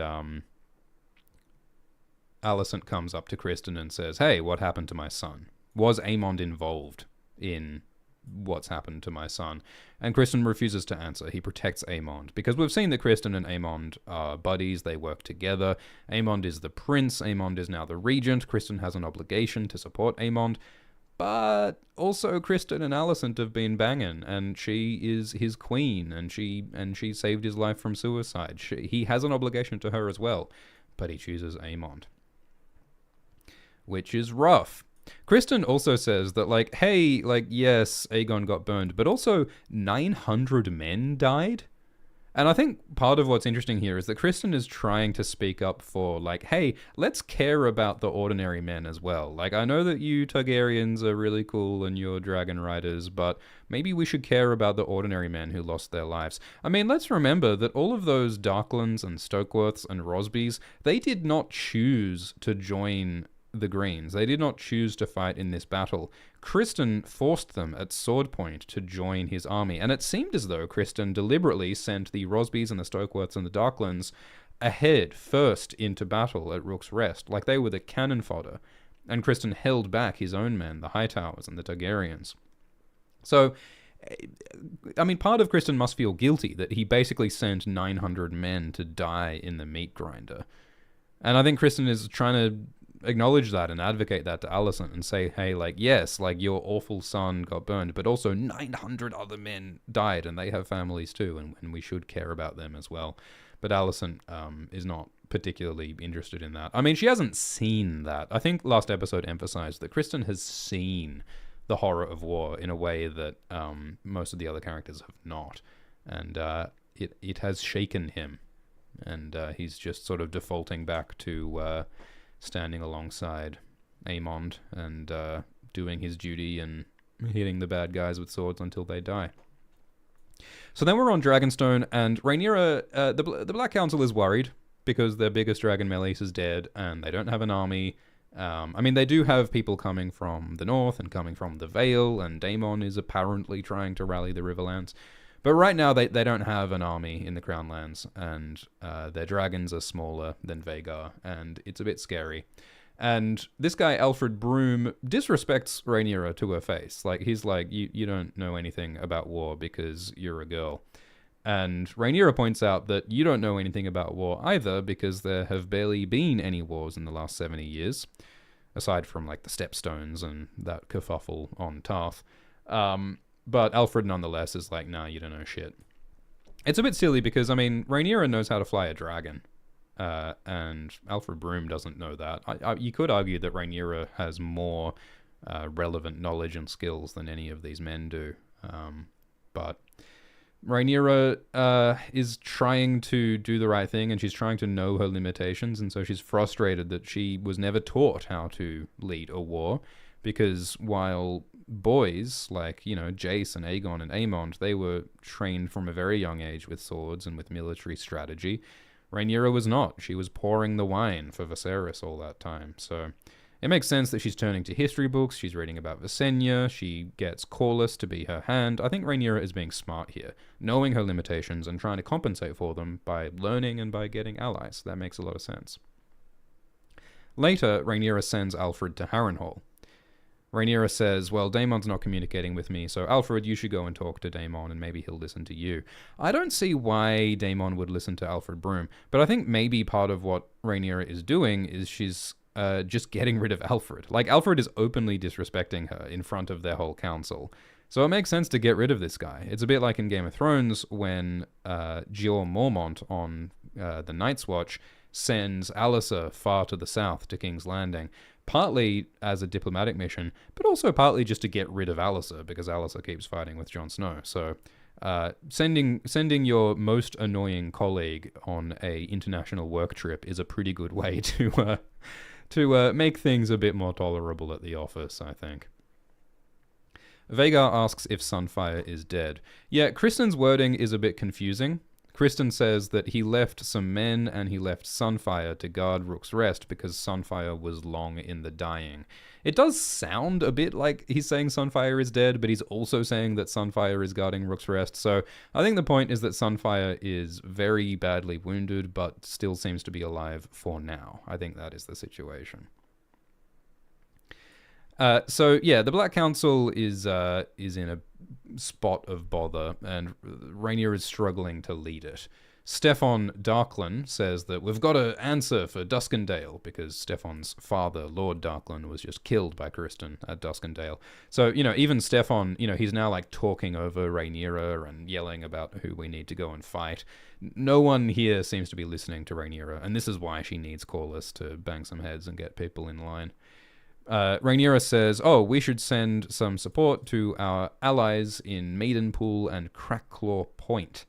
So those are some other minor locations around the Crown Lands. This is Crackclaw Point here. Crackclaw Point, which has a bunch of minor houses ruling through there. And Maidenpool is over here. Maidenpool has a famous bathhouse called Jonquil's Pool, where Queen Alysanne was almost assassinated some years ago by a bunch of nuns with knives tried to kill Alysanne at Maidenpool. And Crackclaw Point is home to fan-favorite book character Nimble Dick Crab, illustrated here by Sanrixian. Nimble Dick Crab is a fun character who travels with Brienne, and then he gets murdered by a jester, if I'm not mistaken, so Brienne buries him under a weirwood tree. And Nimble Dick Crab tells all these charming stories about Crackclaw Point. He claims that Crackclaw Point is inhabited by squishers, which are like Lovecraftian monsters who steal children and who breed with women. So there are many little Lovecraftian beasties haunting the margins of the books, and some of them live in Cracklaw Point. Perhaps Rhaenyra shall recruit some squishes to eat the greens. So yeah, nice to have those little lore drops get mentioned. That's fun. And what else? On the Black Council, Rhaenyra is being kind of disrespected, being talked past. She's sort of struggling to contribute to the war conversation. She wants to ride off on her dragon Cyrax, but she's the queen, so she can't go. So it's very frustrating, and that's why she gets Corlys on side. So Jace is also frustrated. He's the prince. He's a dragon rider. He wants to contribute, but Rhaenyra is not letting him join the war because she's terrified that he'll be killed, and his dragon Vermax is relatively small and weak. So Jace tells Baelor, I'm going to go and talk to Daemon, and I'm going to make Daemon listen to us and make Daemon respect Rhaenyra, which obviously is not going to work. I mean, Daemon has never listened to anyone, let alone his twerp of a stepson. So it's not a great plan, and Baelor says it's not a great plan. Jace's fiancé, Baelor, says, maybe don't do that. So instead, Jace has this idea to go to the Twins, so that the Northern Army can pass through there. In the books, there are soldiers gathering at White Harbor and Winterfell in the north, and Barrowton in Sisterton on those weird islands with the people with the webbed hands, who, again, more Lovecraftian stuff going on Sisterton. Gulltown and the Gates of the Moon in the Vale. So thanks to Jace's diplomacy, thanks to Jace's missions to Winterfell and to the Eyrie, there are many, many men gathering to help Queen Rhaenyra. So they do have an army gathering, but will they come in time? Baelor supports Jace in a little bit of mild treason by saying that, Rhaenyra is not approving this plan to go to the Twins, but Baelor agrees to keep that mission secret from Rhaenyra. So it's a bit of a problem that Prince Jace and Baelor are going against Rhaenyra's wishes. Rhaenyra doesn't want them to go do things without her knowing, but that's what they're doing. People are disrespecting Rhaenyra's authority. It's a problem. But of course, it's also very understandable that Jace wants to contribute because he's a young prince. He's the future king of Westeros, is the plan. So he wants to assert himself and show and get some experience as a leader. Rhaenyra said last episode that, Jace, you're too inexperienced to join the war. And it's like, mate, how do you get experience if you're not letting me experience anything? It's like when you try to apply for a job position, but you can't, but all of the job listings demand 10 years of experience. It's like, how am I going to get experience if they only accept people who are already experienced? It's a problem. So, Jace flies off to the Twins. And we talked about the Riverlands, where the Brackens refused to join Daemon, and Daemon suggested some war crimes. That'll work. Atrocities, they never backfire. And we also get this cool scene at the Eyrie. So the Eyrie is looking different to how it's looked in the past. It's gone through a few different incarnations in Game of Thrones. In the books, it looks like this. In Game of Thrones Season 1, it looks like this. In Game of Thrones Season 4, it looks like this. See, we're just making a video live on air, huh? Lots of different versions of how the Eyrie looks, and I think that it's pretty smick in Hot D here. I think it's looking pretty good. It's like a compromise between the different versions and the show and the books, which reflects the canon of Hot D in general. Hot D in general is sort of a weird combination of book lore and Game of Thrones lore, because the Game of Thrones show goes against the books in some ways, and Hot D tries to sort of take the best bits from both and smush them together, which I think mostly works. But we finally see Lady Jane Arryn, who's played by Amanda Cullen, who was in the TV show Raised by Wolves alongside Abubakar Salim, who now plays Alan. We made an Alt-Shift-X video about Raised by Wolves, and then HBO deleted Raised by Wolves. Oof. We also made all those videos about Westworld, and then HBO deleted Westworld off HBO. Every time Alt-Shift-X makes a video about something, HBO deletes it. It's the goddamn touch of death. We're cursed, I swear. My goodness. Anyway, this is Lady Jane Arryn. She's one of the great lords of Westeros, one of the most powerful people in the realm. So, Jane Arryn rules the Vale, like Cregan rules the North, like Grover rules the Riverlands, Jason rules the Westerlands, Boros Baratheon rules the Stormlands, Lionel Tyrell rules the Reach, although Lionel is a baby, and Corin Martell rules Dorne, but Dorne seems to be staying out of this war so far. Dalton Greyjoy rules the Iron Islands. So yeah, Jane is powerful and important, and she is an ancestor of Sweet Robin Arryn, who we see in Game of Thrones, the make the bad man fly. That's Sweet Robin. So House Arryn is important, and apparently Jane has promised 15,000 swords to go and support Rhaenyra. The Knights of the Vale were pretty handy in the Battle of the Bastards, weren't they? Remember when that cavalry charge of the Knights of the Vale came and saved Jon Snow's ass in the Battle of the Bastards?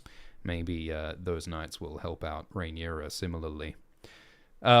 So Jane says that she doesn't like feeling powerless. She wants to be protected from all these dragons flying around. And so she wants a dragon of her own.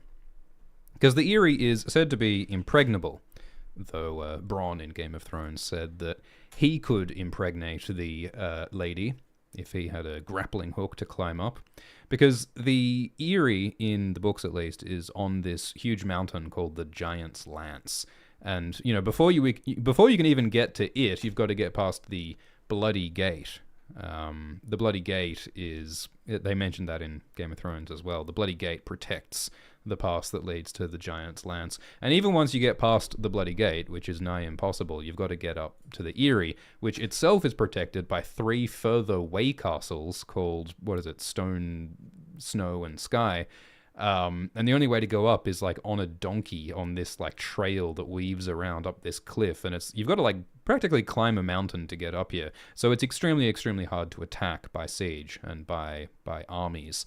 But it is vulnerable to dragons. So in Aegon's Conquest, Visenya flew up the Eyrie on Vhagar and easily took over the most impregnable castle in Westeros. So Jane doesn't want that to happen.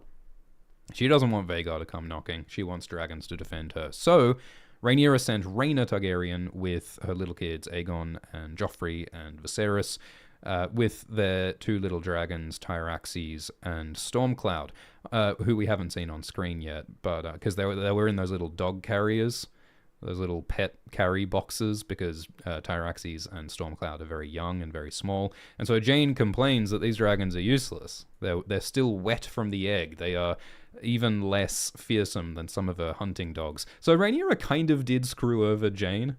Rhaenyra kind of did almost break the deal, I think, by giving her these young dragons. But Rhaena points out that the dragons will grow up, and so with time they will become good protectors of the Vale. But how long will the dragons stay there?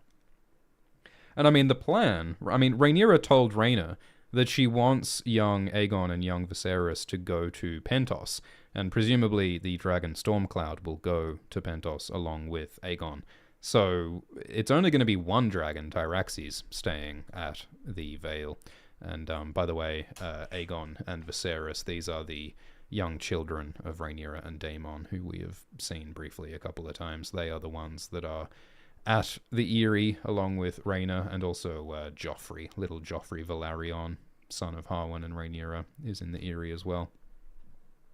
So, yeah, Jane is cross, and I think she has good reason to be cross. And Rhaena, like Jane, says that she doesn't like being powerless. So Rhaena's issue throughout this whole story has been that she doesn't have a dragon. All of her family have dragons, and so they are all respected, but since Rhaena doesn't have a dragon, she often gets ignored. She gets put on babysitting duty. She doesn't have the power to help fight for her family in war, and it sucks. So I wonder if she might get a dragon. I mean, on Dragonstone, Rhaenyra and Jace were saying, hey, we've got to get some dragon riders. We've got to get someone to claim bloody Vermithor and Silverwing and Seasmoke. And Rhaena is a Targaryen. She is the daughter of Daemon Targaryen. So Rhaena has the dragon riding blood. So which dragon might she ride? We shall see. There's also the possibility that an egg will hatch for her, because those 4 dragon eggs are also with Rhaena at the Eyrie.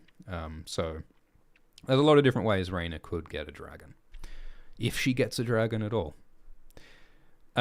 So yeah, the eerie, cool, sweet. What happened next? And yeah, Rhaena, of course, is also dealing with the death of her grandma, Rhaenys. So on Dragonstone, Rhaenyra complains that she has not been taught how to wage war. It really reminds me of a lot of the same issues that Rhaenyra had in Season 1. Like, in Season 1, Rhaenyra said that, all she wanted to do was fly around on her dragon and eat cake and have good times.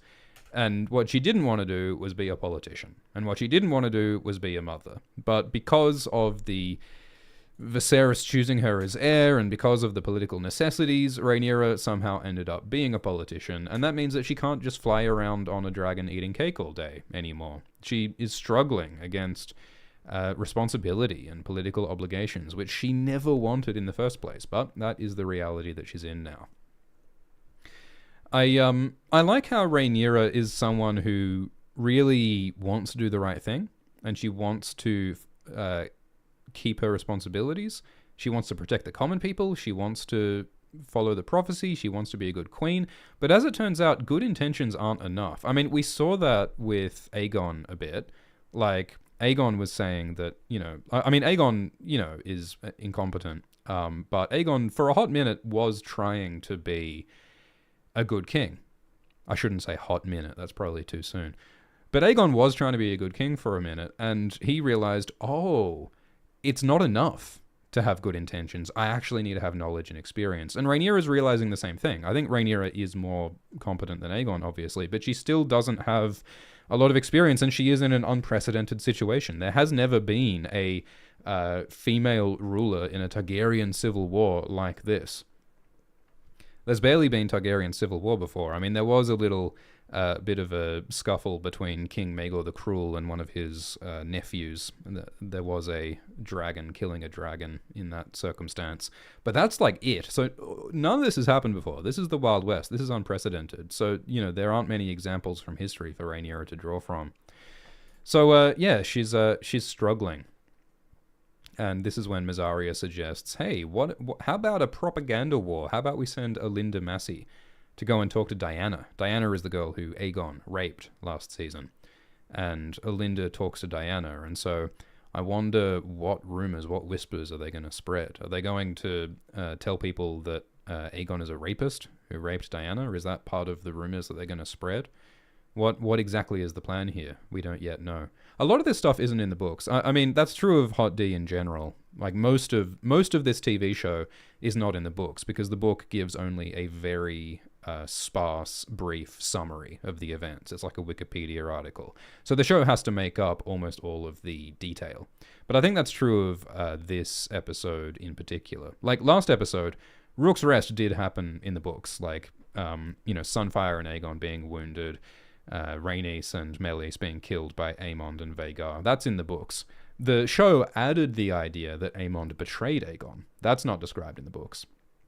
But most of that sequence was pretty close to the books. Whereas most of this stuff, like, the thing about, like, Daemon telling the Blackwoods to do war crimes against the Brackens and the Riverlords getting angry about that, that's not in the books. The books do mention some war crimes by the Blackwoods, but they don't say that it's, like, Daemon's idea. And yeah, Daemon's sex dream with his mother was not in the books, believe it or not. And I mean, Alice Rivers is, like, the books say that Alice Rivers didn't seem to interact with Daemon and didn't seem to have an influence on Daemon. But in the show, she very much does. But it's always that thing of, like, the history books don't know the details. So it's natural that there's more going on than is described in the books. Anyway, so yeah, Rhaenyra complains that she doesn't know which end of a sword to hold, and that is disadvantaging her in these war councils. We also got this scene between Rhaenyra and Baelor, where Rhaenyra was trying to comfort Baelor over the death of her grandma Rhaenys. And yeah, I like this little story about how the dragon Meleys did not submit to Daemon, but Meleys did allow herself to be claimed by Rhaenys, which is really interesting, that the dragon got to choose who would ride her. And Daemon ended up with Caraxes instead. And so I think there are. It's interesting and sad and ominous that Rhaenyra says to Baelor, "Oh, I must rely on you now that Rhaenys is gone." It's kind of saying that Baelor, you are the new Rhaenys to me, and that's a bit ominous because Rhaenys just died in fire. And in this episode, Baelor says, "Oh, I'm gonna die in fire because I'm a Targaryen." It's very ominous that like Baelor is stepping into the shoes of her dead grandma. Like, is she gonna die the same way? So we talked about Daemon's creepy sex dream with his mother Alyssa, and we talked about how Alice is possibly messing with Daemon's head and causing him to have these dreams. We got to see the scar on Daemon's shoulder again during the dream. He has this burn or this scar which he got on the stepstones when he got shot with that fire arrow. And we hear about how Daemon has instructed Simon Strong to bring Harrenhal up to a state of repair. We've seen that Harrenhal is very leaky, it's a mess, it's mostly abandoned, it's full of bat guano, and they're trying to clear that out so that Harrenhal can be used to host the armies of the Riverlands. And Simon says, "Who's going to pay for this?" And Daemon says, "Don't ask Rhaenyra, I will pay for it myself." So Rhaenyra and Daemon are both giving each other the silent treatment and refusing to cooperate and to talk to each other, which is a problem when they are the Queen and the King. Simon mentions the Wailing Tower. In the books, the towers of Harrenhal are named the Wailing Tower, the Tower of Dread, the Widow's Tower, the Tower of Ghosts, and Kingspire Tower. I think it might be called Kingspire because maybe King Harrenhal was burned there. That tower was his pyre. So yeah, spooky names. Harrenhal really is a Halloween haunted house, and Simon seems to have a good sense of humor about living in a creepy haunted house. Daemon says that he's going to pay for all this. I don't know how Daemon's going to pay for it. Like, does Daemon have a credit card that he can hand to Simon Strong? Does Daemon have a hoard of treasure somewhere that we don't know about? I don't know how this is going to work. Daemon does not seem very interested in the logistics and the payments and the how to repair things and the logistics, which, again, why does he want to be king if he's not interested in these details? He doesn't seem to be very good at king, despite the fact that he insists that he must be called king, not king consort. So again, he is more and more flirting with treason. He is more and more saying, I'm not following Queen Rhaenyra, I'm serving myself as my own king.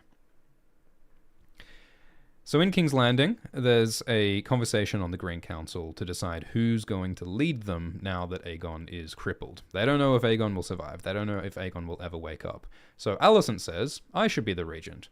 Because for years, while King Viserys was sick, Alicent and Otto ruled the realm. Alicent has put in all this work for years and years and years, since she was queen as a child, since Viserys married her.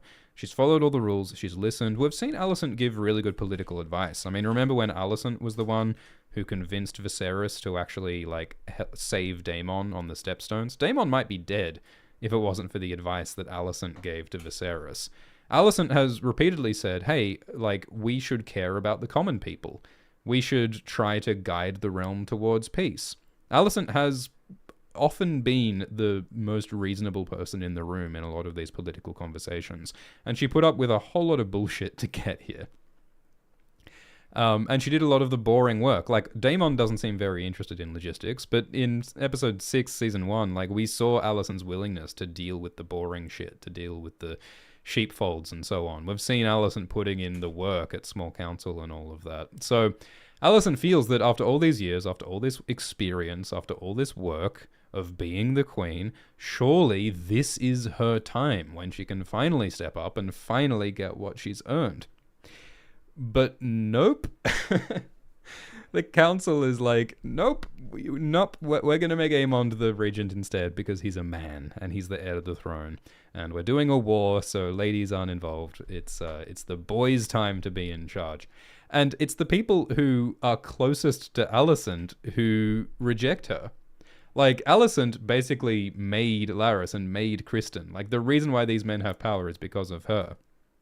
And yet, Larys says that no, Aemond, not Alicent, should be regent. Criston says, Aemond, not Alicent, should be regent. So this is a massive betrayal for Alicent. She feels super blindsided, super gaslit, and she has like a panic attack. Like she sits down and she just like disassociates as this washes over her, because it's like, well, if she's not the regent, if her political power isn't respected, what is the point of everything Alicent went through? Was it all for nothing if all her experience is not listened to? I mean, you could make an argument that Alicent doesn't need to be the regent to have political influence. Like Alicent's theory, what Alicent was saying for a while in season 1 was that, yeah, like we will guide the men who rule. You know, we will rule from the shadows, like Alicent and Otto did through sick Viserys for years. But Kristen and Aemond don't. I mean, Aemond especially doesn't listen to Alicent, so she knows that if Aemond is running the show, she's not going to have influence. So it sucks a lot, and it continues the theme of patriarchy, the idea that these men were never going to accept a female ruler. And so Alicent is facing that in a similar way to how Rhaenyra is facing that. So it's now like, okay, well, what is her life? Is she even needed here at the Red Keep anymore? We saw in the trailers Alicent like walking through the woods and standing by a lake. It's like, is she going to take up hiking now? Like, if she's not relevant in politics, I guess it's time to, you know, start baking your own bread and doing Sudoku. It's like, what is the purpose of her life now? And so, yeah, the men take over, and they talk about how the Lannisters are coming from the west, so they send some encouragement to Lord Jason. And they talk about the Riverlands are still a mess. And they talk about, hey, we should talk to Oscar Tully, because Oscar is the heir to Riverrun. And we saw how Daemon rudely rejected Oscar last episode, so maybe Oscar will be amenable to talking to the Greens. Schubert in the live chat says that Alicent must do nothing. Yeah, I thought it was interesting that Rhaenyra in the Black Council, like Rhaenyra asks her Black Council, what would you have me do? And the men don't say anything. The men say nothing. And that's just like how Alicent told Aegon to do nothing. And so now Alicent is in a situation where she must do nothing. So it's ironic that, you know, Alicent really hurt Aegon by saying you should do nothing. But Alicent is in the same situation that Aegon was in, where she is being disrespected and ignored. They all are suffering the same problems, but so many of the characters fail to make that leap of sympathizing with other people and trying to cooperate. So, yeah, the men are in charge of the Green Council, and Aemond is pretty keen on burning people with his dragon. So this could very easily lead to more battles, more violence, more death, and it's a problem. And Aemond also tells people to cut down the rat catchers that were hanged by Aegon. It's I think there's a sort of circular logic here with the Green Council, because they're basically saying that, well, we can't have a woman as the regent because people expect a man. And the reason why people expect a man is because there have always been men ruling. And the reason why men have always ruled is because people expect men. And the reason why people, you know, like, it's this sort of circular self-perpetuating thing of precedent. And of course it relates to the Harrenhal Council, where, you know, Viserys was chosen as heir instead of Rhaenys, and that contributed to that precedent that only men rule. But, you know, have there been female regents at this point in time? I mean, Visenya ruled on Aegon's behalf at various times. I don't know if Visenya was ever the official regent, but there certainly have been females ruling in the place of the king at various points. So, yeah. Sucks for Alicent. We then see Hugh, the blacksmith, and his wife Kat, who are worried about their sick daughter. They're worried that there's no food. Hugh still wants to believe that King Aegon will keep his promise and will pay Hugh for all the work he's been doing as a blacksmith, but that money has not appeared. Kat says that she has family in Tumbleton and they should go to Tumbleton. Tumbleton is in the northern part of the Reach. Tumbleton is over here, so quite close to King's Landing. This is Tumbleton. Kat is saying we should go there. But Hugh is saying we don't know where is safe. What are we going to do? They do try to escape later, but the gates are closed. So what do these common people do when the government fails them and when they don't have food? How do they react? We talked about this conversation with Kristen and Alicent, and we talked about how Cheese's dog explores that theme of loyalty, and we talked about Kristen's trauma over the war that he's experienced. and it seems as though Kristen and Alicent's relationship is really suffering. We talked about the twins, where Jace convinced the Freys to let the Northern Army pass their bridge in return for the Freys getting Harrenhal after the war. We should talk more about this scene with Alice and Daemon. It's quite funny that Daemon decides that he's going to chop a bunch of wood. Like, there are so many important things that Daemon should be doing. I mean, Daemon could be flying around on his dragon, visiting castles, convincing lords to support the Blacks. Daemon could be burning Kristen's army. Daemon could be replying to his wife's texts right now. It's a big problem that Daemon is not communicating with Rhaenyra. That's why she sent Alfred Broom to go talk to him. But Daemon's like, nope, I want to chop some wood, you know? The instinct to do manual labor when you're frustrated about shit. So that's what Daemon's doing, but he hears this hallucination of screaming, which I think represents the atrocities that Daemon told Willem Blackwood to do in the Riverlands. So, you know, Harrenhal continues to haunt Daemon with things that he should be guilty about, and it seems as though Alice may be sending him those dreams. And Alice says that you could be doing better things than chopping wood right now, but, you know, Daemon insists that that's what he should be doing, and Alice instructs Daemon to sit down like a dog. Sit, sit! And then he sits so that Daemon can, so that Alice can treat the terrible blisters that Daemon has given himself on his hands. And I like the description of how Alice is hearing about the Blackwood atrocities in Bracken Lands. She hears it on the whispers, which I think is similar to how hears it on the wind, which I think is similar to how the Ghost of Highheart talks about her visions. And Alice basically says, hey, maybe you should not kill innocent people. Maybe you should not do war crimes. And Daemon is like, nah, it's fine. It'll be great. I'm not a moral person, and I don't care. I think it is kind of interesting that, like, in the books, the old gods are pretty metal.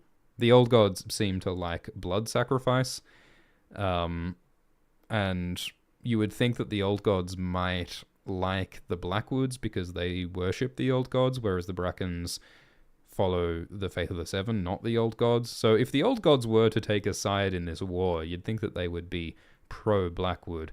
But I mean, you know, Alice is also a person who has a heart and cares about these innocent people who are being slaughtered by the Blackwoods. So, and it's not entirely clear, you know, what kind of magic Alice has. Maybe Alice has her own magic. She's not necessarily a worshipper of the old gods or beholden to the old gods. So there's lots of sort of ambiguity. But Alice is another voice telling Daemon, hey, like, maybe don't do these horrible crimes. And Daemon rejects it. Daemon has never really cared about anyone who isn't a Targaryen. So Daemon says that, look, I'm not loyal to Rhaenyra because the realm will never accept Rhaenyra because she's a woman, and I am the true heir of Viserys.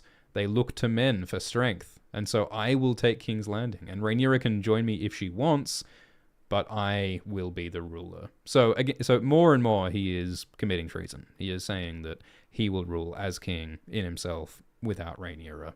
He is rebelling against his wife and queen. So we'll see how that turns out. And it is funny that, you know, Daemon calls himself Viserys' first true heir. Because before Viserys had children, Daemon was Viserys' heir, as Viserys' brother. But once Viserys had Rhaenyra and named Rhaenyra as his heir, Daemon was replaced as heir. But also when Viserys had his son Aegon and Aemond and Daeron, they come before Daemon. So Daemon has no legit claim on the throne, but perhaps he intends to just kill Aegon and Aemond and little Daeron and claim the throne for himself anyway. And yeah, Rhaenyra may well be blamed for these Blackwood atrocities in the Riverlands, which is a problem, like in the same way that Jaehaerys' murder was reflecting badly on Rhaenyra. Thanks, JS, who says, how much do you think Aemond was chosen for regent because snubbing Alicent just upsets her, but snubbing Aemond might mean his defection with their most powerful weapon? Yeah, I think that's a good point. I mean, part of why the Green Council chose Aemond as regent might be because Aemond just, like, killed Rhaenys and Meleys and low-key burned Aegon and Sunfire. Aemond is in command of the most powerful weapon of war in this world, Vhagar, So they do need to be on Aemon's good side. If Aemon just declared himself regent or declared himself king, there may not be anyone who can stop him, you know? I think people certainly are scared of Aemon. And it does make sense to have an official leader who is a scary, powerful battle commander who has just won a battle. Like, in the logic of Westeros, people do respect strength. I mean, that's why Robert Baratheon became king in Game of Thrones, is because he was a big, tough man who won battles. So, in the logic of Westeros, I think that makes sense to choose Aemon. So, we talked about this scene with Corlys on Driftmark, where Corlys was mourning his dead wife, Rhaenys. It really reminded me of when Laenor was standing in the sea, gazing at the sea, when his sister Laena died. I think Corlys is looking similar here. But then Corlys gets brought back to Dragonstone to be handed the queen for Rhaenyra by Baelor. What else haven't we talked about? Corlys says at one point that he wants to sail into the west, which I think is like almost a metaphor for suicide, because like there is nothing in the west. No one knows what's in the Western Sea. There is a character called Alyssa Farman who sailed west, and at the end of Game of Thrones, Arya sails west. I think it's a sort of a metaphor like Frodo sailing west to the Undying Lands at the end of The Lord of the Rings, because he can't live in the world anymore after what he's experienced. So I think it's kind of a self-destructive idea. Corlys is feeling close to death now that his whole bloody family has died. So Rhaenyra sends Alfred to Harrenhal. I don't think there's much chance that Daemon will listen to Alfred, but that's what Rhaenyra tells Alfred to do. And the message that Rhaenyra leaves is that Rhaenyra wants to continue the conversation that she had with Daemon in episode 2. That was when Rhaenyra told Daemon that your heart belongs only to yourself and you just want to use me for the throne. So all that stuff is still up in the air for Rhaenyra.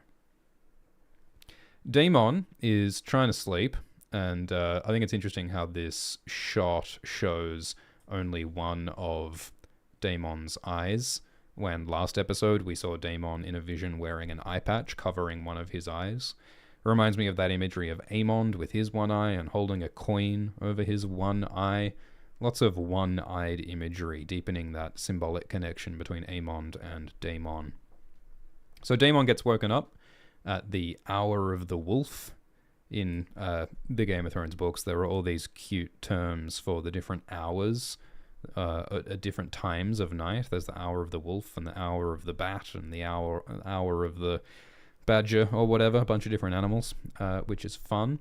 And Daemon is cross that he's been woken up in the night, but there's all these Riverlords who are angry about the war crimes that Daemon told Willem Blackwood to do. So it's this wonderful moment of, Daemon walked into this land that he doesn't really understand. He doesn't know the culture or the history or the politics of this place, but he just sort of ignorantly said, you must obey me, and I have ultimate power through my dragons, and so he expects that everyone will obey him. But it turns out that the local people don't like being occupied by some foreign power who doesn't understand their world. So obviously this has lots of very real parallels in real history. So it seems as though Daemon's war crimes idea is not paying off. Maybe Daemon will fail to gather an army of Riverlords here. And yeah, he has that vision of Laena again, sort of evoking Daemon's guilt for Daemon's failure to be a good parent to his children. And there's also a cool mural in the background here showing a bunch of weirwoods at Harrenhal, which I suppose is a reminder of the weirwoods that Harren the Black cut down, which seem to be responsible for the weird old gods magic here. But also those could be the weirwoods on the Isle of Faces, which is just on the lake next to Harrenhal, which is very powerful and magical and mysterious. So we talked about how Mysaria convinced Rhaenyra to send her handmaiden Alinda to King's Landing to try and spread some rumors and to try and turn the common people against the Greens. We saw Alinda back in Season 1. She was there when Rhaenyra was giving birth to that stillborn baby. We saw Alinda doing Rhaenyra's hair in episode 2, but now that Alinda is gone, someone else is doing Rhaenyra's hair. Alinda is the daughter of Lord Gorman Massey, he of the Lyseni orgy. So, the Masseys are one of the families in the Crown Lands who are supporting Rhaenyra. So, Alinda is a trusted person, and she's sent off to King's Landing. And interestingly, Alinda is let inside King's Landing, even though the gates are closed, by a gold cloak, because Alinda says that she's working for Mysaria. So, it seems that Mysaria still is known among the gold cloaks and is obeyed by the gold cloaks. It was Mysaria who referred Daemon to the gold cloak blood, who went and killed Jaehaerys. So Mysaria's name still carries weight around here. She can still get things done. I wonder if we should be suspicious of Mysaria still, because Mysaria has her own motives. You know, she wants to help the common folk. She wants to close the child fighting pits. She wants to get revenge against the High Towers for burning her house. Is she fully loyal to Rhaenyra? We don't really know. What exactly is the plan here? Because we see Alinda go to Diana. Diana is the girl who Aegon raped in season 1. And we saw Diana working at a pub with Ulf a couple of episodes back. So what is the plan here with Alinda and Diana? How is Diana useful to Rhaenyra and Mysaria's plan to spread rumors against the Greens? I wonder if Diana has any knowledge of the secret passages in the Red Keep since Diana worked there. Many possibilities, but they're trying to join in on this propaganda war. It's funny to me that Alinda wears this conspicuous red cloak. Like, if you're on a secret mission, that seems like a very obvious way to walk around, but that's what she does. Corlys decides to accept Rhaenyra's offer and become the Hand of the Queen. We talked about Aemond staring at the throne. He betrayed his brother, King Aegon, to get the throne from him. This is like all those shots of Littlefinger staring at the throne in Game of Thrones. And Helena seems to know that Aemond betrayed Aegon. It's like Aemond has given up his soul for power. You know, what won't this guy do after he's betrayed his brother? I feel like Alicent and Kristen, like, they're always going on about the faith of the Seven and truth and decency to hide their evil acts. They wear a cloak of righteousness, Rhaenyra says. Whereas Aemond, I feel, does the opposite. Aemond, at least prior to betraying his brother Aegon, I feel like Aemond was wearing a cloak of evil when he was actually not as evil as he claimed to be. Because Aemond allowed people to believe that he deliberately killed Luke when he actually didn't. So I feel like it's funny that while Alicent and Kristen are pretending to be virtuous, Aemond was pretending to be villainous. He had a cloak of villainy. But now it seems that, you know, it's true now. Aemond has pretended to be evil for long enough that he is now truly evil after he burned Aegon. So he is very self-consciously playing the role of a villain, the narrative of a villain. Almost like Tyrion in some of the later books. So, we talked about how Aegon said mummy. He's trying to reach out to his mother for support. Maybe he's returning to consciousness. Maybe Aegon will be awake next episode.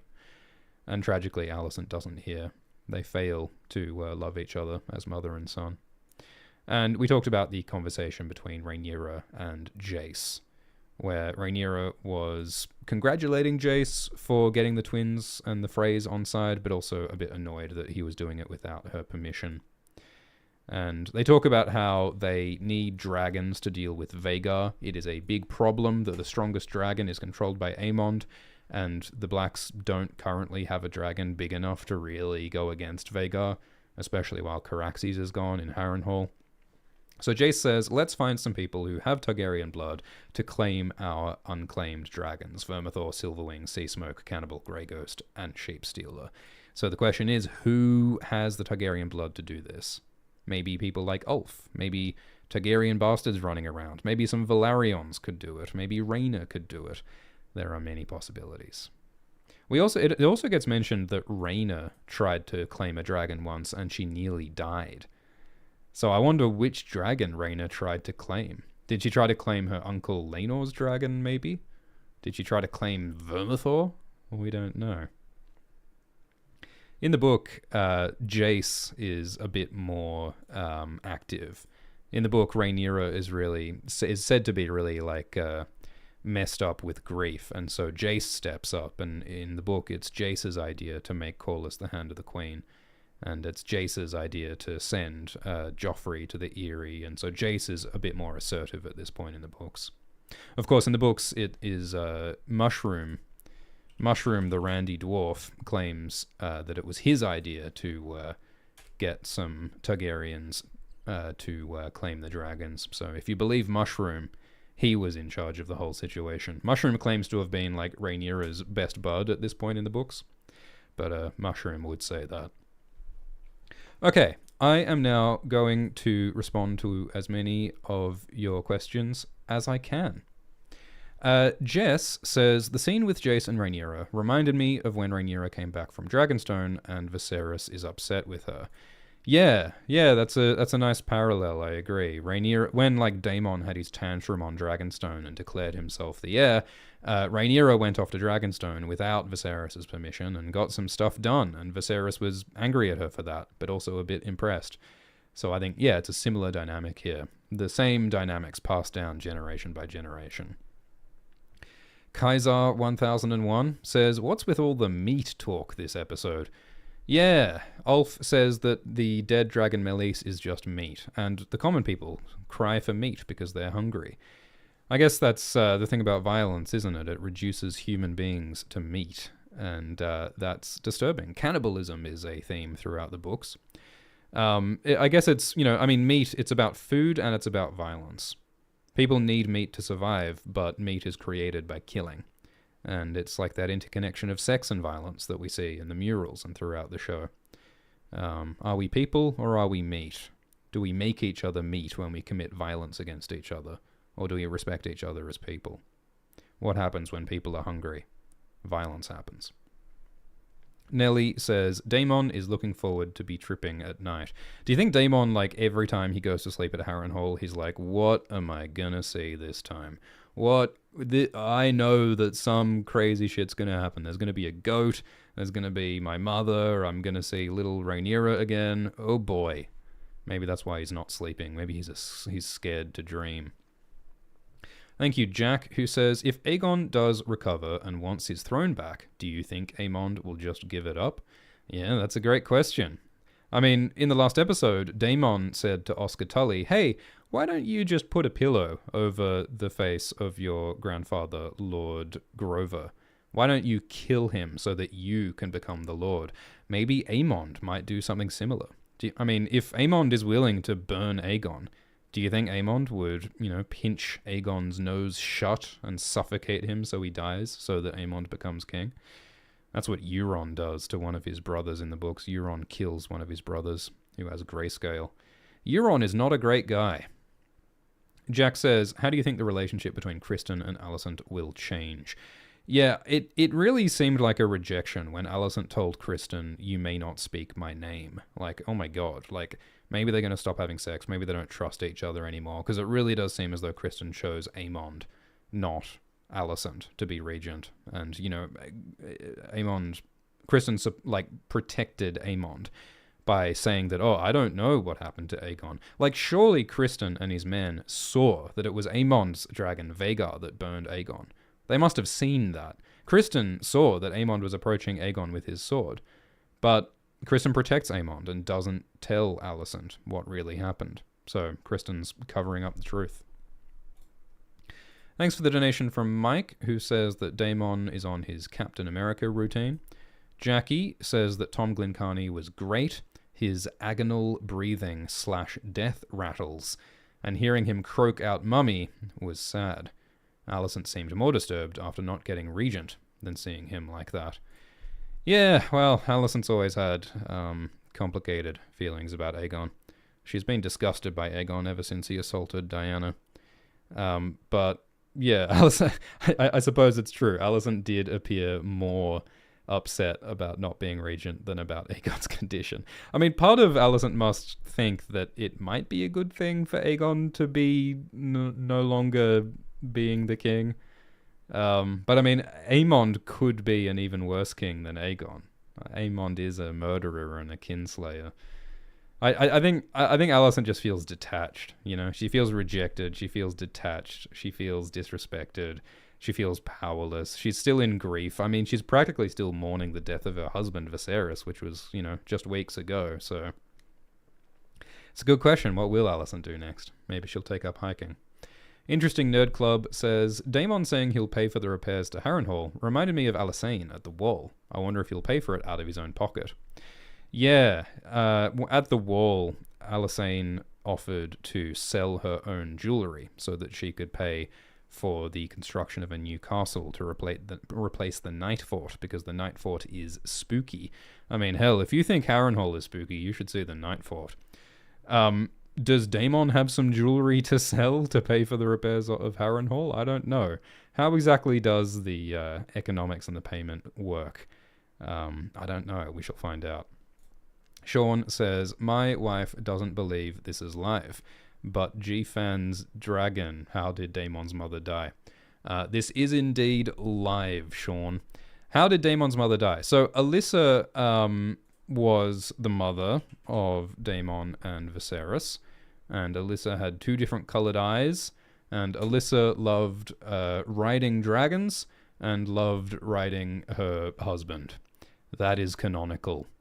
And Alyssa would take her little kids, Daemon and Viserys, on dragon rides when they were very young. So Alyssa was a tomboy. She was cool. She was fun. She was a cool chick, and then she died in childbirth complications, like Emma, like so many others in this story, like Laena. She was birthing a third child, and it went badly, and Alyssa died when Daemon was like 3 years old. So it's real sad. Thanks for the donation from Artasob, who says, giving out dragons to non-Targaryens is an amazing short-term plan with terrible long-term consequences. Summary of Rhaenyra's life. Yeah, so in this episode, Jace and Rhaenyra say, yeah, we should get some, like, other people in other families who may have Targaryen blood to ride dragons. It'll be great, because we need to win this war. And you're right that, like, that might help them win the war, but it might have terrible long-term consequences. Because if a Mallister or a Tarly is riding a dragon, they are powerful, and they might decide that they want a throne, and they might rebel. I mean, it was wild enough that there are Velaryons with dragons, right? Like, it's kind of crazy that the Targaryens married Rhaenys to Corlys, so that Corlys's Velaryon children, Laena and Laenor, had dragons, which means that there's another family out there that has dragons. This is why the Targaryens practice incest, is to keep that dragon-riding blood in their family. So you're right, like, it's real dangerous to let other people in on the dragon situation, so the story may explore that as we go on. Thanks for the donation from Bumper, who says, will we see a true redemption arc for Aegon's character? Or will it be similar to Jaime Lannister's, where his redemption arc was a false positive? Yeah, so in the Game of Thrones show, Jaime Lannister was not great. He pushed a child out a window. He killed his cousin with a rock. He was not a great guy, but he faced some of his crimes, and he developed a relationship with Brienne, and he tried to keep his oaths, and he tried to end the siege of Riverrun peacefully. And so it seemed as though, and Jaime chose to come north and to try and stop the White Walkers. So it seemed as though Jaime might be trying to become a better person. But ultimately, Jaime left Brienne and said, I'm a hateful person just like Cersei. And then Jaime embraced Cersei and was killed by bricks. I feel like it may be different in the book. I think it's possible that Jaime... I don't think Jaime will necessarily become a good guy, quote unquote. But I think it's possible that Jaime will kill Cersei in the books, because there's this prophecy about the Valonqua, the little brother, choking the life from Cersei. So I think there'll be differences in the book. But with your question, like, will we see a redemption arc for Aegon? I mean, we don't know if Aegon's going to survive these burns. But, I mean, I suppose it's possible to imagine that Aegon, clings to life, stays the king, and tries to rule wisely. Maybe he tries to get some good advisors around him. Maybe he reads some history books. Maybe he tries to rule well. Maybe he wins the war and lives happily ever after. Who knows? I think that one important point of contention is King Aegon's penis. Because if King Aegon is still capable of having children, then he can father a son who could be his heir, and then Aemond would not become the king. But if Aegon's penis was burned off in these fires, if he's lost control of the lower half of his body, I mean, there's like internal injuries, there's broken bones. If his dick doesn't work, he's not going to be able to father an heir, and that has massive political implications. So, yeah, it is all cocks in the end, as Bronn said. Thank you, Dolorous Ted, who says, is Stormcloud the dragon who Sir Arlen of Pennytree met? No, that's a different dragon. Thank you, Esteriol, who says, what an odd coincidence that the Vale was in major events in Westeros, like the Conquest or War of Five Kings, ruled by women. Yeah, in the time of Aegon's conquest, it was Shara Aren, Queen Shara Aren, I believe, who met with Visenya and surrendered the Vale to Aegon the Conqueror. Thank you. And of course, that's one of the differences between the lordships of Westeros can be inherited by women, but up until now, the Iron Throne itself has never been inherited by a woman. So it's one of the sort of confusing things about Westerosi politics, that most lordships can be inherited by women. I mean, men still come first in the inheritance, but if there's no brother, if there's no son, then the woman does inherit, whereas the throne, so far, it has been strictly boys only. Jasin says, how many seasons do you think House of the Dragon will have, based on the books, and whatever content they have left over? Well, Fire and Blood is a long-ass book. It covers like 140 years of history or something. And so House of the Dragon can kind of go for a while. It depends on when they want to finish it, because there are years and years more of history after Hot D in Fire and Blood. So they could go on into season 5 and 6 and 7 if they wanted to. They could even go beyond Fire and Blood, because there's even more history written in the World of Ice and Fire and other books. They've got a lot of flexibility with what they want to do. If they just cover this current war, the Dance of the Dragons, then I could see them finishing it in like 4 or 5 seasons. I think that Ryan Condal was saying that 4 or 5 seasons was the plan at one point. They're currently writing season 3. I will say that I'm a little surprised by how slow-paced this season is. I was expecting more to happen more quickly. I think given the current sort of slow pace, they might need more seasons. So yeah, I'm not sure what the showrunner's plan is right now, but it could easily go for 5 seasons, I think, to cover this current war. But of course, it depends on what they include. And there's a lot of things that happen in like different areas of Westeros. Like there are a lot of characters doing a lot of things in a lot of places across Westeros, and they don't necessarily need to show or include all of them. They need to choose which characters to cover. And if they keep focusing it mostly on Rhaenyra and Alicent, it might not need to include some other events around Westeros. So they have a lot of flexibility in how long they could make it, depending on what they choose to cover. Thanks for the donation from Rational Orc, who says, if you're the colonel, one of the most important jobs is making sure captains learn how to be colonels. And their job is to teach lieutenants how to be captains, and so on and so forth. Yeah, I think the Greens have really failed to, like, teach their successors. Like, Otto and Alicent really failed to teach Aegon and Aemond. And I think Viserys really failed to teach Rhaenyra. And I think Rhaenyra is not doing the best job of teaching Jace. So, yeah, I agree. Like, getting that line of succession, getting your successors prepared is important, and this family is not doing a great job of doing it. Thank you, Joel, who says, I wanted to ask, which character, out of Hot D or Game of Thrones, would have had the biggest change on the story if they owned an operational AK-47? I think that if Cersei Lannister, like book Cersei Lannister, had an AK-47, there would not be many people left alive in Westeros. Cersei Lannister would be the most willing to use an AK-47 on everyone. There are few people who Cersei Lannister meets who she does not want to murder. So I think that she would do a lot of damage with an AK-47. I think other characters would be less willing to use it. I think maybe Viserys, like Daenerys' brother Viserys, is also someone who would go on a rampage with an AK-47. Who's the most insane person in Westeros? I mean, maybe like... Alright, Shagwell the Fool. I think if Shagwell the Fool had an AK-47, Westeros would be a different place. Tragically, they never included Shagwell the Fool in the Game of Thrones TV show. What a tragedy. They didn't include Shagwell the Fool, and they didn't include Nimble Dick Crab. The cowards. D&D were too cowardly to include Nimble Dick Crab and Shagwell the Fool.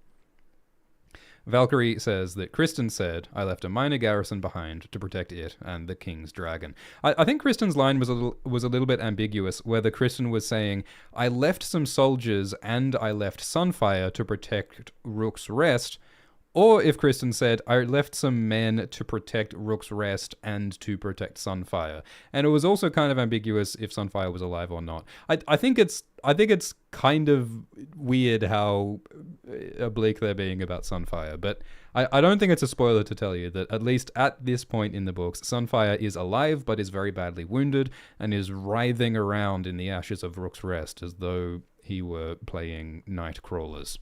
Thank you, Kuno, who says, where is Caraxes at Harrenhal? Is there a designated dragon parking for every castle? That's a good question.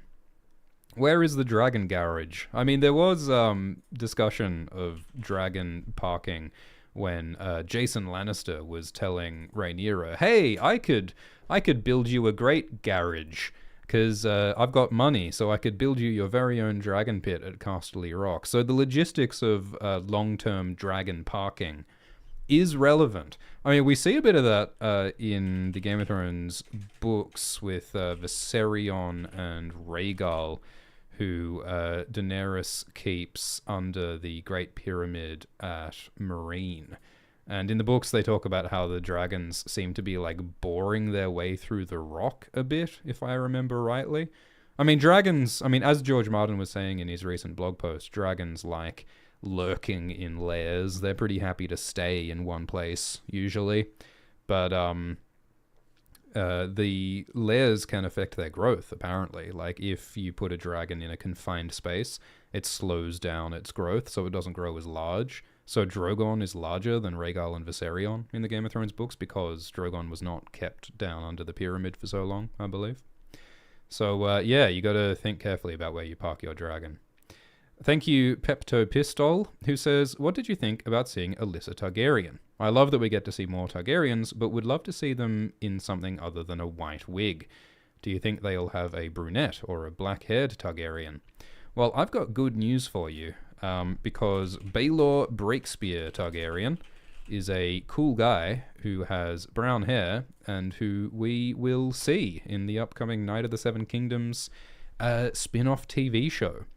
That's based on the Duncan Egg books, and in Duncan Egg there are a bunch of Targaryen characters who do not have white hair because they are the children of, Daeron Targaryen with Miria Martell. The Targaryen marries a Martell with black hair, and so there's these different coloured Targaryens running around.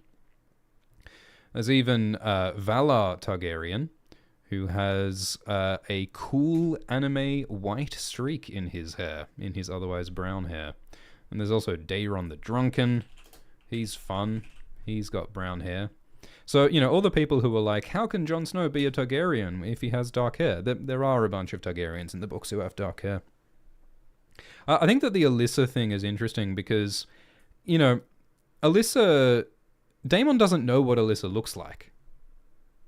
Presumably. Alyssa was like... Daemon was like 3 when Alyssa died. And Alyssa doesn't have her iconic heterochromia, her different coloured eyes, in this dream. She seems to have dark eyes, as far as I can see. So I don't know if this dream of Alyssa is meant to be like a, quote, canonically accurate Alyssa or anything. Like, maybe this is just Daemon's dream version of Alyssa. I mean, he doesn't even seem to recognize that this is his mother, Alyssa, until at the end of the sex dream. So, you know, I think it's going to be really funny whether the Game of Thrones wiki decides to use an image of this Alyssa in the Alyssa Targaryen wiki page. Because I'm not so sure if this really is what Alyssa looked like, or if it's just a version in Daemon's dream, you know? Thank you, Johnny Rivers, who says, Daemon seemed less feckless in the book, and Aemond seemed less competent to me. Yeah, there is different characterization. I think that, yeah, Daemon does seem to be a bit more of a loose cannon in the show compared to the books. Like, some of Daemon's reckless activity in the show we don't hear described in the books. I would agree with that. Aemond seemed less competent in the books. Yeah, he does seem like a bit of a dunce at times. But, I mean, they're all going through arcs, you know? All these characters are changing. So, I mean, it'd be interesting, like, one of the possible outcomes from Harrenhal is, like, what if Daemon becomes less of a loose cannon? Because at Harrenhal, all of these visions and dreams and the guilt does get to him, and maybe Daemon will decide to be less of a dick from now on. Or maybe not. Maybe Aemond will seem competent now, but get less competent later. I think there's a lot of directions they can take the character growth. Astro says that Alicent is terrified of Aemond. Yeah. Alicent doesn't seem to understand Aemond. She's scared of Aemond's murder and betrayals, and fails to communicate with him. Hot Pies says, it was nice to see Rhaenyra get a little bit more agency this episode, and show a little bit of her desire to be on Dragonback. She's been suppressing some of her natural tendencies. Yeah, I mean, remember at the end of Season 1 when Rhaenyra, like, looked into the camera and she was looking angry. I mean, she was not looking pleased after the murder of her son Luke. And it sort of looked like Rhaenyra was going to go, like, full Targaryen mode on their asses, you know? Like, she was looking like Daenerys was looking before Daenerys burned King's Landing. It seemed as though Rhaenyra was going to go burn some folks. But this whole season, she's been like, I want to do peace, I want to hold back. And yeah, Emma Darcy in interviews has said that Rhaenyra really is holding back. So, will there be a point where Rhaenyra unleashes her fury? Where she unleashes her dragon? What would cause her to do that? What if Jace died? What if Joffrey died? What if Daemon openly rebelled against Rhaenyra? What would make Rhaenyra snap? If anything. Interesting questions. Thank you, John Kelly, who says, in the moment, I got the impression that Daemon was only ordering Willem to torture the Bracken Lords themselves. Maybe that's all he thought he was saying, then felt obligated to go along with it, kind of like his nephew. Yeah, it is very funny that at the start of this season, Daemon Targaryen went up to Blood and Cheese, and he's like, I would like you guys to kill Aemond. And then Blood and Cheese were like, what if we can't find Aemond? And then Daemon was like, a son for a son. Daemon gave extremely vague orders, and that backfired on him when Jaehaerys was killed by Blood and Cheese, and Rhaenyra was really cross about that. And now Daemon does, like, almost the same thing. He doesn't even wear his murder hoodie this time. And he goes up to Willem Blackwood, and he's like, oh, I would like you to show them your worst, and I want you to persuade them and do things that the crown cannot do. He's extremely vague about what his actual instructions are. You would think that Daemon would have learned, but maybe Daemon just wants some chaotic BS to happen. He doesn't, like, I think Daemon is totally cool with the atrocities. Like, when Alice says, hey, maybe don't do atrocities, maybe don't kill innocent people, and Daemon's like, I don't care, I'm not an upright man, I'm all for murdering children. So, I think that's Daemon's bag. He's just happy to do crazy shit right now, and if it remains to be seen whether he will ever start to think about the moral consequences of killing innocent people, and the consequences of politically harming his queen Rhaenyra. Kristen Cole's skin routine says, I like how they added the unreliable narrator aspect of the book to this episode. Cole covers for Aemond and causes the small council to put a kinslayer on the throne. I wonder what Aegon has to say if he wakes. Yeah, that's a good question. Like, if Aegon wakes up, will he remember, oh, my brother Aemond burned me with his dragon deliberately. He did treason. Aemond should be executed for treason. That is something that might happen. That would be interesting. And yeah, they also have like the whole sort of mystery of people not quite being sure what happened at Rook's Rest. I agree, it feeds into the unreliable narrator thing in the book. In the book, it's always saying like, oh, well, we don't know exactly what happened to Lyman Beesbury. Mushroom says that he got thrown out a window, but other people say that he just got jailed. It is part of the book that no one is entirely sure what happened. There's all these conflicting accounts. Thank you, Cop Brock, who says, does Alice Rivers have a connection to the White Walkers? Perhaps her knowledge of the Old Gods also ties in with the prophecy of fire and ice, while she is trying to sow discord among the Targaryens. Yeah, that's a fun idea. Maybe the Old Gods and the Weirwood trees don't like the Targaryens with their fiery dragons. Trees don't like fire, surely. So, yeah, maybe she's trying to work for the Old Gods to bring down the Targaryens to save the Old Gods. I mean, maybe. In the books, at least, the White Walkers were apparently created by the magic of the Children of the Forest and the Old Gods. Like, the White Walkers are part of Old Gods' magic in some sense.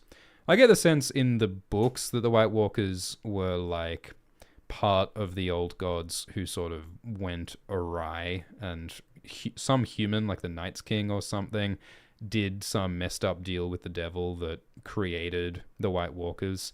Like, there's this idea that, you know, the Night's King, the Starks are the product of, like, interbreeding between humans and White Walkers or something, and the Bloodstone Emperor sacrificed the Amethyst Empress, and maybe that caused the White Walkers. I think that, like, a combination of humans meddling with Old Gods' magic is what created the White Walkers, is what I think is along the lines of the truth in the books. And maybe Alice Rivers is in some sense connected to that. I mean, the Children of the Forest are still around. They are those hippies who live in the cave with Bloodraven. And they created the White Walkers in the TV show. And in the books, a lot of people suspect that they might be up to something. They might be trying to exploit Bran. They might be trying to wipe out the humans. They might be trying to feed everybody to the Old Gods' hive mind. Lots of kooky theories, and, you know, if Alice is a green seer, if she's connected to the Old Gods, she might be a part of that agenda. There are even theories that Alice might be a child of the forest in a magical disguise, because this child of the forest, Leaf, she says that she walked among the humans for years, presumably in a disguise. So maybe, and you know, Leaf is hundreds of years old, so maybe Alice is Leaf. That's a very crazy theory, but it might be cool. Simric says, a spoiler. We're not going to spoil anything.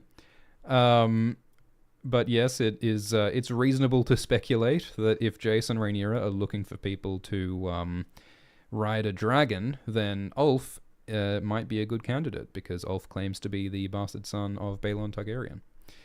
Nellie says that Cole most definitely regrets being Hand of the King. Otto come back. It would be very funny if Otto got brought back as the Hand of the King again, because Otto got fired by Viserys, and then he got brought back as Hand of the King by Viserys after Lionel Strong died, and now Otto has been fired by Aegon. It would be very funny if Aemond brought Otto back. But I mean, the sense that we got from Otto when he got fired was that he's tired of this shit. He is tired of dealing with these idiots. He's tired of them not listening to him. He wants to go home to Old Town. So, yeah, I mean, Otto created this mess in a lot of ways. Otto is largely responsible for this war because he insisted on crowning Aegon despite Viserys' wishes. But, yeah, it would be interesting if he returned. Jess says, maybe Aemond will father Maelor on Helena, perhaps claiming his brother's queen as his own. Yeah, I think it's plausible that Aemond and Helena, like, Aemond might want to hook up with Helena. I mean, Helena is still married to Aegon, and Aegon is still alive, but the Targaryens do have a history of polygamy, of having multiple wives, so it would not be completely unprecedented for Aemond to marry Helena. Well, it would be the first time that someone had multiple husbands, I think. Like, I'm saying if Helena married Aemond while still being married to Aegon, so she has two husbands at once. That's never happened before, but if the Targaryens practice polygamy, I don't see why not. I mean, the Faith of the Seven don't like that, Maegor the Cruel married like 6 women, and everyone was very cross at him about that. So, yeah, all interesting questions. Maybe Aemond will marry Sylvie. That would be cool. Sylvie is the sex worker who Aemond hangs out with at that brothel. Wouldn't it be interesting if he married her? Most people would see Sylvie as being far, far too lowborn to marry a prince and a dragon rider, but hey, maybe Aemond gets what he wants now that he's got a dragon. Nate says, so are we going to ignore that Condal said that the small folk love Melis? Did that dragon not a month ago kill hundreds in the dragon pit? I have not seen Condal saying that, but yeah, I would have thought the small folk would be not fans of Melis. Thank you, Joey. Thank you, Ryan, who says, is Alice a ghost? Simon never acknowledges her presence when she's in the room, and her origins are unclear. Does she only appear to some people? Yeah, do you think Alice is like Tyler Durden? Do you think Alice only exists in Daemon's head? We do see Simon look at Alice in like this shot here. Like, Simon is looking right at Alice. You know what would be funny? You know what I would love is if Alice turns out to be the goat. like from Simon's perspective right now, he's looking at the goat, but Daemon thinks that the goat is Alice. Like it's a magical goat or whatever. It's a goat ghost, and every time Alice is talking to Daemon, Daemon is actually just like talking to this goat. And we get a bunch of flashbacks showing that every Alice scene was actually a goat scene. That would be funny. But no, I don't think that's going to happen. Because Alice is like a character in the books, and Alice is apparently the Maester, or like playing the role of the Maester here at Harrenhal. So I don't think she's a ghost. But I mean, the idea of a ghost in Harrenhal is in the books. I mean, remember Jaqen H'ghar plays the role of a ghost in Harrenhal in Game of Thrones Season 2. This idea that Harrenhal is haunted by mysterious magical people is definitely in the story. Thank you, Luciano, who says, is it possible that with Targaryen blood thinning over many generations due to marrying other houses, that would lead to the disappearance of the dragons? Not enough pure dragon riders to bond with? Yeah, I mean, Rhaenyra says this episode that the blood will be thin in anyone who has been intermarried with Targaryens. So yeah, the rules are very unclear on exactly like how much Targaryen blood you need. I mean, people have done the math. People have done the incest math, and as it turns out, people like Daenerys Targaryen, they have a lot of non-Targaryen blood in them, like Jon Snow as well. Because later, further down the family tree, the Targaryens intermarry with Danes and with Blackwoods and with various other families.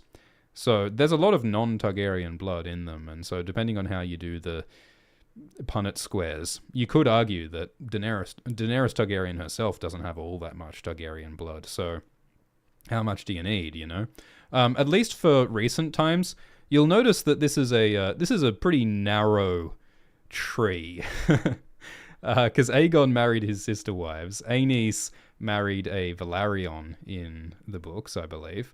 Jaehaerys and Alysanne married sibling to sibling. Baelon and Alyssa married sibling to sibling. Viserys married an Arryn and a Hightower, so you know they have less Targaryen blood. But I mean, the incest is pretty strong with these guys. It's mostly Targaryen blood. So there aren't all that many people who the Targaryens have intermarried with and produced children with, who are still alive, who aren't Targaryens at this point in the story. So it shall be interesting to see who rides these dragons, huh? Thank you, Jess, who says, seeing Alicent tenderly touch Aegon after every other touch she's given him be so rough was heartbreaking. Yeah, Alicent actually seems to like touch Aegon's body in a loving way this episode, which is new because many other times Alicent has hit Aegon and been a lot less tender to Aegon. So it's tragic that like the first time we see Alicent touch Aegon lovingly, it's when he is a crispy piece of crispy pork, and he's half conscious. So they struggle to love each other. I agree, Default. It's pretty crazy that this is how Alyssa Targaryen was introduced. Athletic says, are we expecting the phrase to betray Rhaenyra? Yeah, well, we will remember that when Robb Stark made a deal with the Freys to cross his bridge from the north, Walder did a little thing called the Red Wedding, which was not great for the Starks. So when Jace makes a deal with the Freys, I think it's reasonable to wonder, are they going to keep their promise, or are they going to dick over the Targaryens? All good questions. Young Will says, I thought Elizabeth Olsen was supposed to join the cast as a Red Priestess. I don't know. There are certainly lots of rumors about casting floating around that are sometimes untrue. Thank you, Red Olympus, who says another Lemongate reference. Thank you, Marissa, who says Alicent's worst fears have come true. She has no real power and has only made a window in her cell. Yep. Yeah, that's what Rhaenys said last season, that Alicent is delusional if she thinks she's going to get any real power, and the men will never accept her. So it turns out Rhaenys was right. So how can Alicent have influence? Rhaenyra is trying to have influence in other ways, through, like, propaganda and dragon riding. Does Alicent have any of that available to her? Thank you, Athletic Sloth, and thank you, Will Dudley, who says, did Rhaenyra and Jacaerys hint that you don't really need Targaryen blood to become a dragon rider?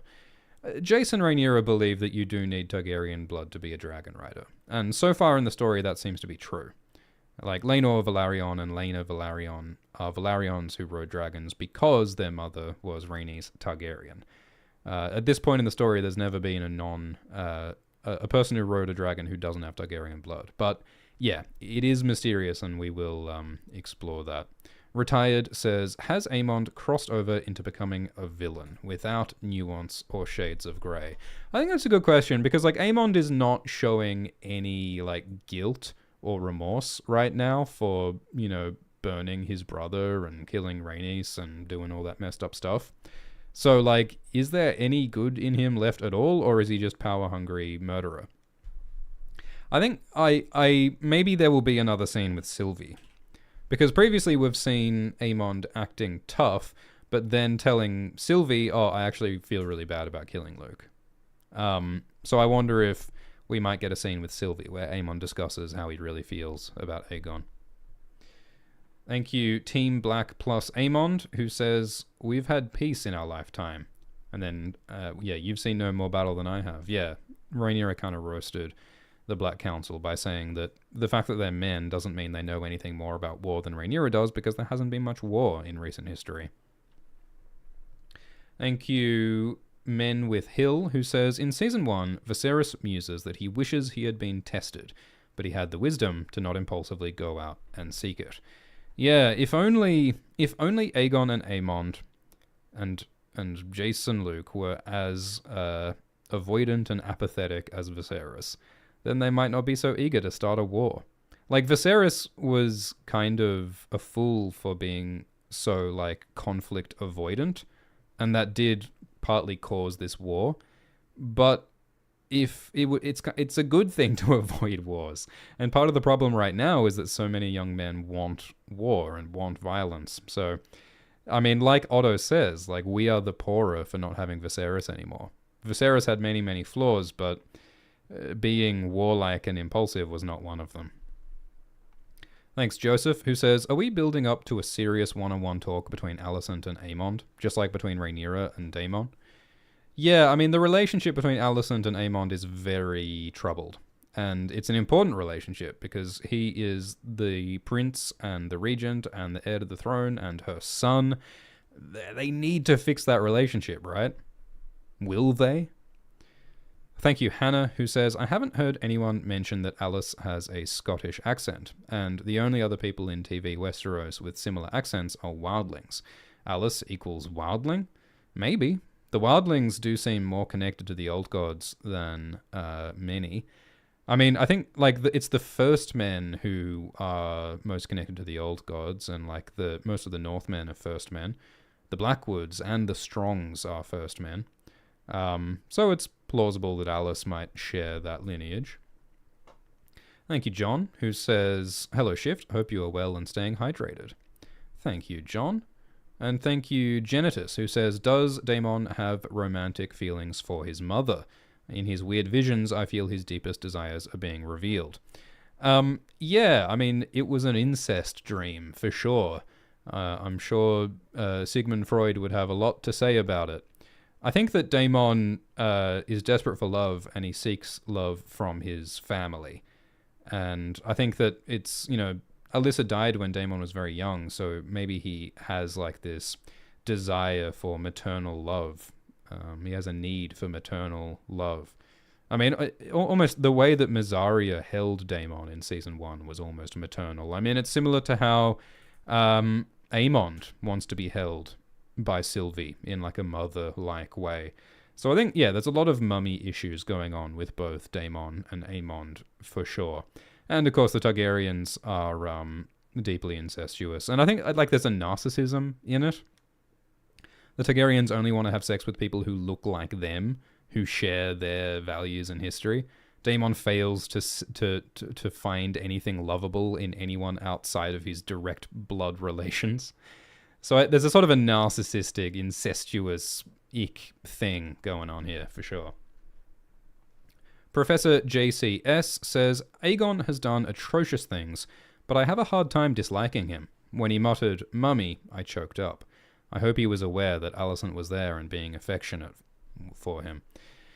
Yeah, I think Tom Glencarny does a great job of playing Aegon, because Aegon is a monster who raped Diana and neglects his bastard children and hanged 100 innocent men.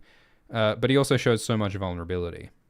And he also occasionally tries to be a good person. So I think he manages to be a really interesting character, for sure.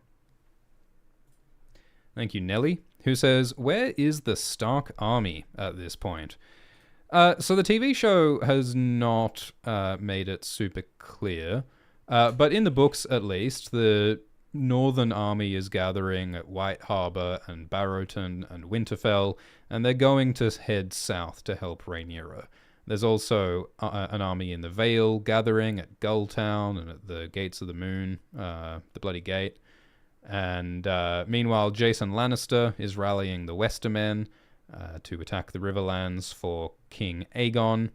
And there's been some talk about the Reach, who Alicent told Otto to make sure that the Reach houses support Aegon. The Dornish are staying out of the war. There hasn't been much talk of the Baratheons. Boros Baratheon is siding with the Greens, but we haven't heard what's going on there. And meanwhile, the Crown Lands, a lot of the Crown Lands has been stomped by Criston, so remains to be seen what'll happen there. But Rhaenyra instructed her men to reinforce Crackclaw Point and Maidenpool, so hopefully Nimble Dick Crab will be okay. Thank you, Young Will, who says, are we going to see that scene from Season 1 with Daemon singing to the dragons without riders pay off? That was his dad's dragon, right? Vermithor was the dragon of the old king Jaehaerys, and Vermithor is probably the second biggest dragon alive after Vhagar, and so Vermithor would be a very helpful thing to have a rider loyal to Rhaenyra, so I expect the Blacks will investigate that. Thank you, Jake, who says, did you notice in the Alice scene you just mentioned, she disappears behind Simon. She doesn't exit from either side of him. Did Alice Rivers teleport? Maybe she turned into an owl and flew away. Yeah, I bet she turned into an owl. Thank you, Jacob, who says, I'm a show/AltShiftX watcher exclusively, with Glidus Dragon episodes touched in. I would love to know more about people that have been introduced in the show that might claim dragons. I know there were 2 bastards last season. Well, yeah, in theory, anyone with Targaryen blood can claim dragons. Ulf the White is supposedly a Targaryen bastard, so maybe he will do it. And otherwise, we will have to wait and see, because I don't want to spoil anything. But yeah, Glidus and my sworn nemesis AltShiftX have been doing some chats about the Dragon show. It's like 58 hours of exclusive Dragon talk that can be watched on Nebula at nebula.tv/AltShiftX. If you would like to support AltShiftX and Glidus, then that is a pretty good way to do it, is to sign up for Nebula, which is a paid subscription. and it gives you access to a whole lot of Dragon talk, including the 22-hour epic fake Jon Snow video, which is it's almost like an audio commentary of the entirety of Game of Thrones. A lot of evaluation of Jon Snow's story in the Game of Thrones show. Thank you, Anyone Can Claim Dragons, who quotes George Martin's new George Martin blog post, saying, "The dragons of Westeros seldom wander far from Dragonstone, elsewise we would have dragons all over the realm, and every noble house would have a few." Yeah, I guess that wording sort of implies that anyone can ride a dragon, but I don't think that that is what George is saying in that post. We shall see what happens. I will say that, like, there is reason in the books to question the idea that only Targaryens can ride dragons. And I think it's also interesting, George in that blog post talks about the mystery of how the dragon bond was created. And I like the idea that Valyrian sorcery, some kind of dark magic, did it, which may have been an evil atrocity, but we'll see how we go. Thank you, Cheddar, who says, "Thanks for your content. Your videos are incredible, and I keep going back to them. Going through all of your Song of Ice and Fire videos again." Yeah, we have made like 100 videos about Game of Thrones and A Song of Ice and Fire, and some of the videos are pretty good. So I invite you to check out the other Alt-Shift-X videos on the Alt-Shift-X channel, because we cover a lot of this kind of lore about ancient Stark secrets of the White Walkers and Rhaegar and magic, and we get into all that stuff. And Aegon's conquest. So, yeah, I think that we will wrap up the live stream here. I'm sorry if I didn't get to your question, but I did my best. We've been talking for 3 hours.